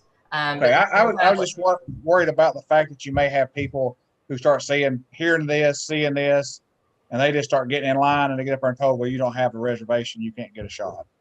Caroline may be wanting to chime in on that if they don't register. I'm not sure what the protocol is going to be if they just show up without being registered. Yeah, that's a great question. And we do have to be prepared for that because the first initial shipment is going to be very limited in the amount of product we have. So we're going to have to be pretty deliberate about the way that we utilize that. When people register, we're asking them to give a good cell phone number. When they register, they don't have the information about where this is yet. So really, you all have information that the folks who are registering do not have. And when they register, we will contact them in order of any kind of pre-existing conditions or things that would put them in a priority risk category. And at that time, we'll let them know where they need to show up and when. And we'll let them know that they need to bring either a printed out registration through Eventbrite, which is the company that's doing the registration, like you would do for a concert or something, or bring it on their phone. The Mathis property, the Alcoa property, actually has a great guard shack at the front, and that is where we will actually post people checking folks' registration as they come through. So we will have a list of the people that need to be there at that first phase, and we'll have to check them off as they come through, and we'll need to see their registration. Okay, sounds good. Thank you. What are these dates we're looking at or close to? When is that? We don't have those yet, Ross. We're waiting on the we're waiting until we get some more detail, hopefully by the end of this week, on when exactly we should be receiving the Moderna vaccine next week. All right, that's fantastic. But we are ready to roll as soon as we get it in. Great. Good luck. And just like Caroline and her team have done a wonderful job. We are blessed to have her and those guys running our health department here in Carter County. She's been so helpful and diligent on anything I've asked, any emails or texts. She's been responding right back with us. And I mean, she's just been great. And I want to say thank you to her and her guys for everything that they've done and for what they're getting ready to do. Absolutely. Okay. Anybody else have anything further to discuss in budget? Mr. Chairman. Yes, Mr. Bailey. I have just got off the phone with Mr. McAbee, and what I told you is correct. We have bought 338 of the wireless hotspots. They did deliver today. There's like 160 of them heading to Cloudland in that area. Some of them are heading up towards Stony Creek and Little Milligan. So we are hitting the spots that is rural that the kids just don't have access. So we do have devices, and they will be trying to get them out. I'd say between me and you, I'd say our department will start on them Thursday or Friday where they can get them back right here in January as soon as they come back from Christmas break. Good deal. Thank you, Mr. Bailey. Thank you. Anybody else? Chairman Hill, I had a question for Commissioner Johnson. Go ahead, Mr. Frazier.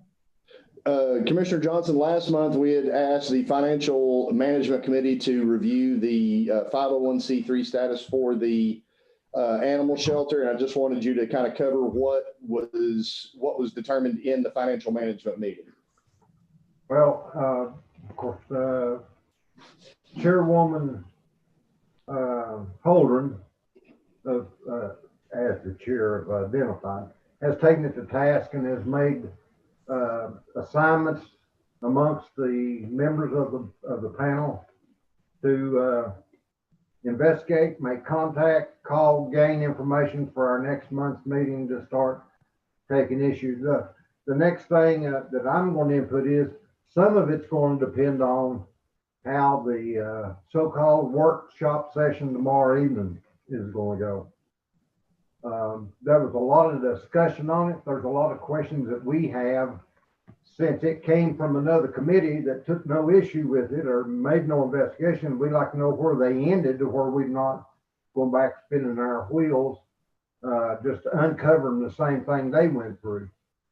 So I would say it's just a little bit premature right now, Mr. Frazier, to give a straight definitive answer to you. All right, thank you, sir. You had also mentioned one other thing during the meeting about you had a task for the budget committee. Do you remember what that was? Not off the top of my head, I'm sorry. Okay. I'm not putting you on the spot or anything like that, but you had mentioned that you may want us to put add a time limit to the amount of time to get the 501c3 status up and going. But it was it came up in discussion. Let's see, I hope I'm not talking about term, but we're not very knowledgeable what a 501c and what it takes to be able to identify, to actually form and execute for the shelter. But it was also discussed that, okay, if everything goes awry, we can go to the budget committee, or we can ask the budget committee to consider if this cannot be done in 2 years, that at the most that we recommend that we go back and make matching funds with our outside agency there that we partner with. And then if they can't operate in that, then they have to cut their operations back. Okay. Chairman Hill. Yes, Mr. Burke. I'd just like to add something to that. Of course, the essential thing is finding a group that's willing to operate the animal control, and that is the first step before you can even apply for a 501c3 is having an identity of a group. At one time, at least 2 organizations were interested. One was Brother Wolf, and the other was possibly a college near northeast of Knoxville. What was the college, Mark? Lincoln Memorial. Lincoln Memorial. I believe it was Lincoln Memorial. So that would be the ones to see if they're still interested. Well, the biggest problem is that it's going to take some time to do this. Right. More than a 30 to 60 3 days to establish, but there's still a lot of unanswered questions that's going to have to be done before we can take it any further. It's going to take a lot of trend dovetail. Yeah, it is. Chairman Hill, I think I'll put in the form of a motion to set a time frame within the next 2 years that we rescind back to matching funds with the city along the lines of our agreement for funding for the animal shelter.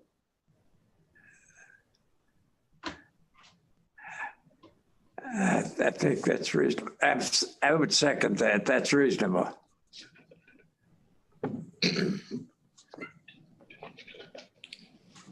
You're saying 2 years, you go back to matching funds with the city of Elizabeth? Along the lines of the current agreement as it stands up until the current agreement would expire. So we would continue to carry on with the matching funds with the city. And then if it does get rolled over into a 501c3, obviously the county and the city would need to renegotiate the funding at that time. But I don't know the time frame of whenever that's supposed to expire. I don't know if it's an annual or biannual or 5 years or what. Okay, does anybody have any questions? Yeah, can you restate that for me just so I understand correctly? Basically setting it up, the motion is to set it up that within 2 years that the county's funding level would match that of the city's level based on the agreement that is in place at that time. So if they're supplying X percentage based on what we, let's break it into easy numbers so it makes sense. If they're supplying 125,000 and they're supposed to be supplying 33%, that means we would supply 250,000. Okay, I understand now. Thank you.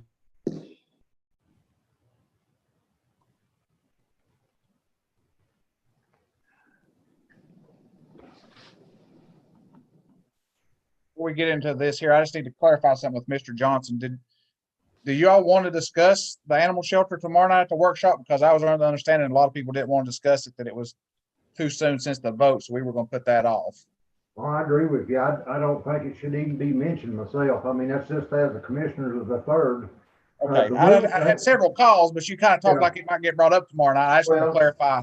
Well, it was my understanding that was going to be one of the topics, and you and I have had a conversation, following our last meeting, and I told you that the wound is open. Don't go in there and pick it. Let's heal and back up a little bit, get a fresh air, get a new perspective, and we need, and they need to call it, we need an animal shelter. There is no doubt about it. I don't care what the little blue-haired women of the Facebook and the public media wants to say about any of the commissioners.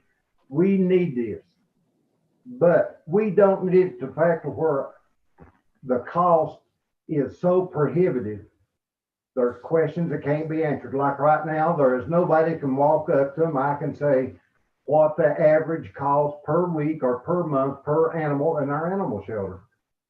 It is cheaper for Washington County and Sullivan County operate. Well, let's send ours over to them. Shoot far, they're cheaper than we are. We can save money. But they want to take it on a battle, on aggressive, and not look out of the box. So if they're not going to take the effort to go to a 501(c), investigate it, try to contact it, try to form it, try to put something to work to help us budget-wise and the citizens of the county, then we need to back up and say, okay, here's the allotted money that we're going to give you. You cut your operations back to match what we can pay, because our obligation as commissioners in this county, we have number one priority, get my young'uns educated by and getting the broadband throughout the county. And then our workforce development, there's a lot of priority items right now that's eating up money that we need drastically. Okay, I just wanted to clarify, because I know we'd sent out an email originally talking about it, then had some reactions to it. So we called it off on that portion just to discuss our 5-year, outlay. And I just want to make sure, because I know some people wasn't going to come now. And I just didn't want us to pick it up and them not be there to discuss it. So Oh, yeah, I hope it don't, but that, you're the chair, that's your. okay. All right. Sorry about that. We'll go back to No the problem. motion. We'll go back to the motion that Aaron made and Mr. Von Cannon seconded. Anybody want to discuss it any further? Is everybody clear on it? All right, we'll call the roll. Mr. Campbell. Mr. Campbell, aye. Miss Brown. Aye. Miss Brown, aye. Mr. Von Cannon. Aye. Mr. Von Cannon, aye. Mr. James. Aye. Mr. James, aye. Mr. Garland. Yes. Mr. Garland, aye. Mr. Hill, aye. Mr. Frazier. Aye. Mr. Frazier, aye. Miss McCamey. Aye. Miss McCamey, aye. All ayes. Motion passed. Anyone else have anything they'd like to discuss under budget? I'll make a motion that we adjourn. Hold on one second. I just want to say that if I take the chair next week, that I will be stepping down as the budget chair. So Mr. James will move up and we will elect a new vice chair. So with that being said, I'll accept Mr. Frazier's motion to adjourn. Mr. Von Cannon had a comment, sir. One comment, Mr. Hill. Yes, Mr. Von Cannon. If this should keep this problem in front of us, but there's one missing piece that needs to be, someone needs to take the point and contact and be the contact person with trying to get someone to pick up the project. That would be with Brother Wolf or some other organization. And I don't know who that person would be, but if someone's not working on it, then we've just wasted our time. So you need to think about a point person to carry this thing forward. So right now, Mr. Chair, the chairperson of the financial management is the lead on this because it was placed in that committee by Commissioner James. So she's running with it, and I guarantee you it'll be done right. I mean, there's no doubt about that. Absolutely, I agree. Yes. Mr. Chairman, can I say something? Yes, Mr. Bailey. I'm not on this committee, but am I correct that the statute requires the city to have the animal shelter and not the county? Then am I correct with that? I have no idea. I mean, this is a joint agreement, but I believe really the statute is that the city has the animal shelter and the county somehow it's on here. To me, I think we need to have some lead person since the city is in it, and I believe it's under their state statute. They ought to be more invested in trying to help that, because it seems like it keeps becoming a county problem and the city just donates their 125 and they're done with it. You know what I'm saying? I mean, and I think that's what everybody's getting aggravated with. It's they pump their 125 and it's a county problem. But I think you're right, Gary, except for one thing. I think it's exactly the opposite. That the city gave the land, but they did give up the option for the county to run it. And that was my memory at the time this thing was organized. But believe me, my memory is 84 years old. You are correct, Mr. I would Bailey. like somebody else to ask our attorney, and let's get some clarification exactly whose burden does this fall on, the counties or the cities? I mean, I'm agreeing we need the animal shelter. I think the county. It's a city. Well, I think I've been told that it's the cities, that it's city statute for them to have one. So I'd like to have some clarification with that. According to state I'm law, agreeing we need one, but it's just where's the money end with this? That's all I've got to say. Mr. Chairman, Brad Johnson. Yes, sir, Mr. Johnson. Just a little bit further. The system set up on the contract that we have, an agreement, the MOU or whatever you want to call it, between the city government and the county government. They are the rules group. We are the finance group. They can pass the rule. We've got to fund it. They have no funding arm other than their contract amount of 125 or 175, regardless of what it is. But when they pass the rule over there, we're the ones that have to come up with the money. Okay, they don't bother them. But the fact is that our money keeps going up and up and up, and nobody knows what the base figures are. Why is it going up, and why can't we contain it, and why can't we keep it lower and have a good operation?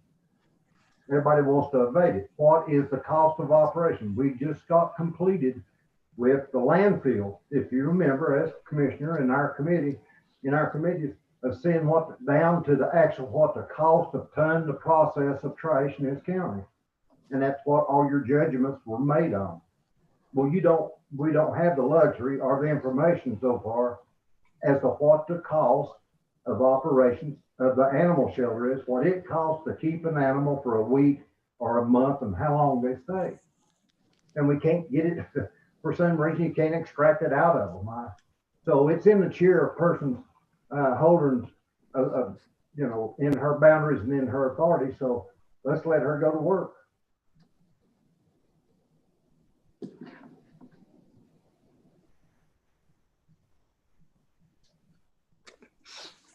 Anybody else have any discussion? You still on there, Mayor? You're muted, Patty. I'm here. I'd like to say what a good job you're doing, and especially the building too. Everything looks great. Looks like everything's moving pretty good. We're proud of you.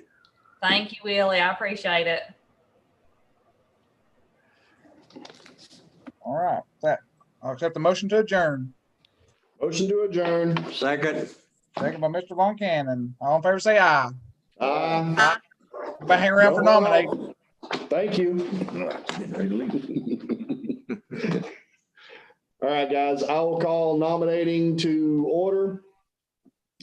This meeting is being conducted electronically with live public access for the protection of the health, safety, and welfare of the public due to the ongoing COVID-19 pandemic. I will accept a motion to adopt the agenda. Make a motion.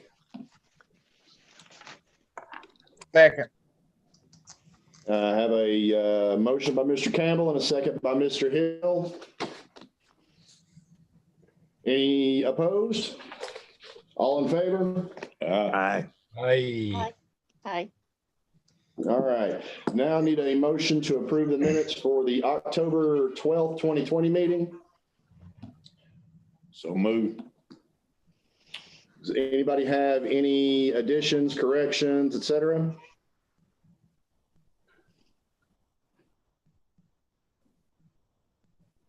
Do we have a second on the motion? Second. Thank you, Mr. Von Cannon. Do I have a motion by Mr. Campbell and a second by Mr. Von Cannon? Any additions or corrections? All right. All in favor, say aye. Aye. Aye. Any opposed? Motion carries. And a motion for the November the 9th, 2020 meeting. Motion to accept. So moved. Thank you, Mr. Hill. Do we have a second? Second. Second. Second from Mr. Garland. Do we have any additions or corrections from the November 11th meeting? Or I'm sorry, November the 9th meeting? All right. All in favor, say aye. Aye. Aye. Aye. Any opposed? Motion carries. All right, public comments. Do we have anybody here from the public? It doesn't look like it. Dr. Acuff or Mr. Tester, do you have anything? Mr. Johnson? No, sir, I'm good to go. No, sir. Thank you. Well, thank you, sir. All right. All right. We do have 3 agricultural committee reappointments. These were sent in by Ms. Clark. These are approved on a 2-year basis. Mr. Hill was already approved back in September, I do believe. So we have the other 2 that need to be notified. One second.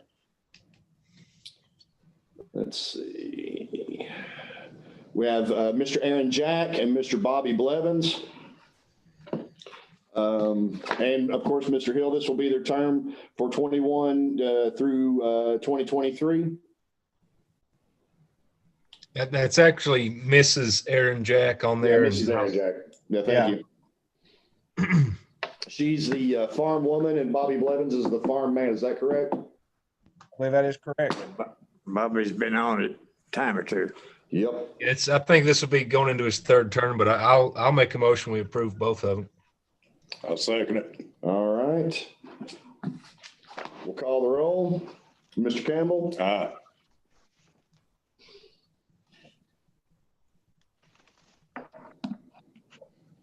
Ms. Brown? Was that an aye, Nancy? Yes, it was. Thank you. Mr. Garland? Yes. I'm just going by the screen because my list is not pulled up currently. That's good. Yes. Let's see, Miss McCamey. Thank you. Mr. Hill? Aye. Mr. James? Aye. And myself. And Mr. Von Cannon? Yes. Aye for myself, Mr. Von Cannon. Okay, motion is unanimous and carries. Records Committee appointment. We had one request. Actually, no, we did not have a request for the Records Committee. If anybody knows of someone that is interested in the Records Committee, please let us know, or if anybody has somebody that they want to nominate from the floor that they know is interested. Aaron, if somebody'd want to, I'll do it if nobody else has put in for it. Okay. Do we have a nomination for Mr. James? Thank you, Mr. Hill. Do we have a second? I'll second. Thank you, Mr. Campbell. I'll make a motion on cease. Have a motion to cease nominations. Mr. Second. Campbell? Thank you. Mr. Campbell? Aye. Mr. Von Cannon? Yes. Mr. Hill? Yes. Mr. Garland? Yes. Ms. McCamey? Yes. Austin? Yes. Nancy? Yes. And myself, aye. Motion carries. Nominations have ceased. Someone want to make a motion to accept by acclamation? Yeah, motion by acclamation, Austin James. Second. Second by Mr. Campbell. Mr. Campbell? Aye. Mr. Von Cannon? Aye. Mr. Hill? Aye. Mr. Garland? Yes. Ms. McCamey? Yes. Mr. James? Yes. Ms. Brown? Yes. Myself, aye. Motion carries. Thank you, Mr. James. All right, next one up is Beer Board appointments. We have Mr. Thomas Profit, I do believe. Bottom of my note real quick. Yes, I'll nominate Thomas Profit. Yes, Mr. Profit was seeking the nomination. Do we have a second? I'll second it. Thank you, Ms. Brown. You're Mr. Campbell? Aye. Oh, 1 second. Any other nominations? I'd like to make a nomination or make a motion. It was, wait, we've got a motion on the floor. Never mind. What do you say? We've got a motion on the floor. We've got to cease nominations first, so. Make a motion, we cease nominations. All right. Mr. Campbell? Aye. Mr. Von Cannon? Aye. Mr. Hill? Aye. Mr. Garland? Yes. Ms. McCamey? Aye. Mr. James? Aye. Ms. Brown? Aye. And myself, aye. Okay, nomination ceased. Do we have a motion to accept by acclamation? Make a motion that we accept by acclamation. All right, do I have a second? Second. Thank you, Mr. Von Cannon. Call the roll. Mr. Campbell? Aye. Mr. Von Cannon? Aye. Mr. Hill? Aye. Mr. Garland? Yes. Ms. McCamey? Yes. Mr. James? Yes. Ms. Brown? Yes. And myself, aye. And that, oh yeah, one piece of old business. There is still a standing vacancy for the audit committee. And Mr. Travis Hill had requested to be nominated for that position. I make a motion we nominate Travis Hill for the audit committee. Do I have That a is second? if nobody else, that is if nobody else wants it. Just sit there and hush. I have received no comment from any other soul. Not one email has been received. Go ahead, You Travis. have made Take a off tragic some more. mistake. You have made a tragic mistake, Mr. Hill. Motion on nomination cease. I've got Mr. James made the motion. I'll take Mr. Campbell as a second. Is that okay? Yeah. All right. Oh, Aaron, if we might, I'd like to change my motion. I'd make a motion that we accept Travis Hill and elect him by acclamation. Thank you, sir. Do I have a second for that? I'll second it. Thank you. All right, Mr. Campbell? Aye. Mr. Von Cannon? Aye. Mr. Hill? Abstain. Mr. Garland? Yes. Ms. McCamey? Yes. Mr. James? Yes. Ms. Brown? Yes. And an aye from myself. Congratulations, Mr. Hill. You have made a mistake and volunteered. The audit committee only meets like 2 or 3 times, so I don't think he's going to be in any danger. Yes, Mr. Garland? These appointments, were these just specifically commission appointments for these, or the records and beer board? They're my old seats. They're my seats. That's what. Oh, okay. Okay. We're getting the leftovers from her. Yeah. Big shoes to fill, guys. And then the agriculture committee, they basically come forth from those nominations come forth from agriculture directly. So all we have to do is just approve or disapprove on anybody that comes forth on those. Yeah. Those go through year to year, I think, anyway, as far as first of the years when they come up, don't they? Yeah. Does anyone have anything else? I'd like to make a motion to adjourn. Yes. Second. Did you have a comment, Mr. Von Cannon? We may have a constable resigning shortly. Is that in every week to appoint a constable back? How does that work? Because I don't know, I've never known of one being appointed by the commission, but we just had one. If there's an opening, surely the commission would do that. Yeah. Take applications, I mean. I'm pretty sure we've appointed one, have we not? During our Yes, term? we have. Like appointed the Senate. Take applications and do the vote. Yeah, but he's got to resign before we can post this. Well, he will resign. He's on the Mr. list. Frazier? I want some speeding tickets. Mr. Yes, Frazier, Mr.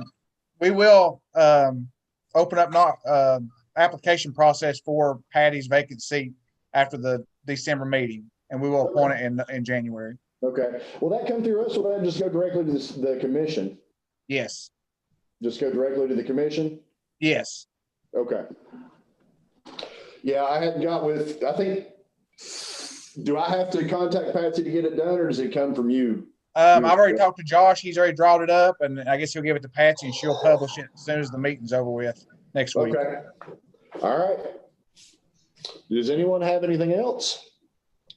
I'll Thanks, remind Patty, them. for all you do.